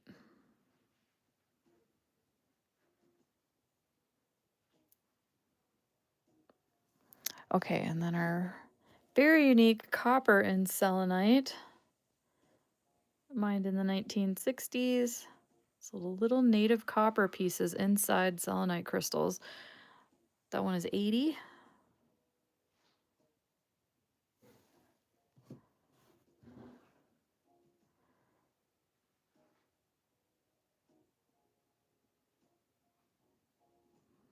$78.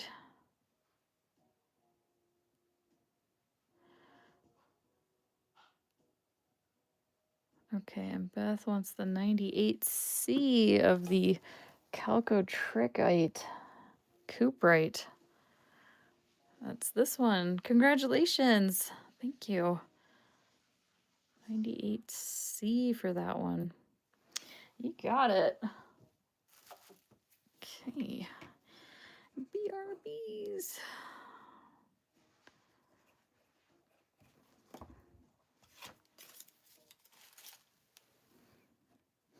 Okay, and then back to our selenites with coppers. 85 for that one. And our very last one, this is the biggest one of the bunch. Thank you.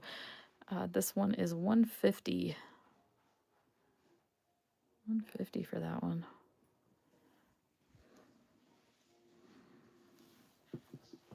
Okay. Last but not least, our lower shelf.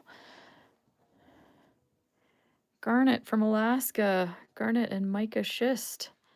50 for these delectable looking garnets. Don't you just want to eat them? 50 for that one.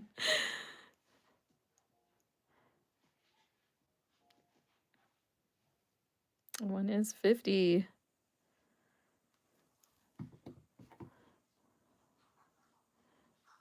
$45 for this one.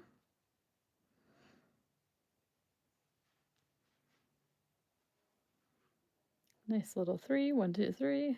The bigger garnets, and I bet there's probably a couple other little teeny tiny ones hiding around. 45 for that one. And our biggest one, it's got garnets front and back. This one is 78. Huge garnets. Also, big, big, big, big, big, big, big, big, and then boink. It's a cute little one there. 78 for that one. That cute little one's like, hey, don't forget about me. 78. Amethyst from California, 65. 65 for that one. Nice pretty color. 65. And then our danger rocks. Our realgar and orpiment. 38. They're not really that dangerous. I just like calling them that. 38. Super red realgar. 38. 40 for this one.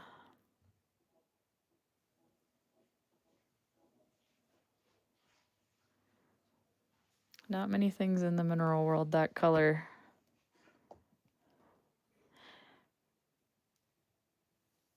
And 38 letter B for our Realgar with Orpiment. And that is everything, gang. Do we have any requests before we call it for the evening? We have officially gone through everything twice. So if you guys see anything after the live that you can't stop thinking about, I will post this as soon as YouTube allows it to, the video to render. It will be posted to my YouTube page, and you'll be able to watch it until Sunday evening. And then this video will be taken down. But next week, we will be back same time, Friday at 8 p.m. Eastern, for our Crystal Combos live sale next week. So hopefully you guys can join for that. Like I said, if you see anything or you can't stop thinking about something, you can always message me over the weekend or send me an email and say, hey, can I grab, that quartz crystal for $40 or whatever it might be. The more info you can give me, the better, or feel free to take a little screenshot of the one that you want. So thank you guys so much for joining tonight. Hopefully you have a fun weekend. And like I said, we'll be back next week, same time, same place, Friday at 8 p.m. Eastern with a whole new table of different minerals from all over the world. So thanks for watching, and hopefully we'll see you next week, and enjoy the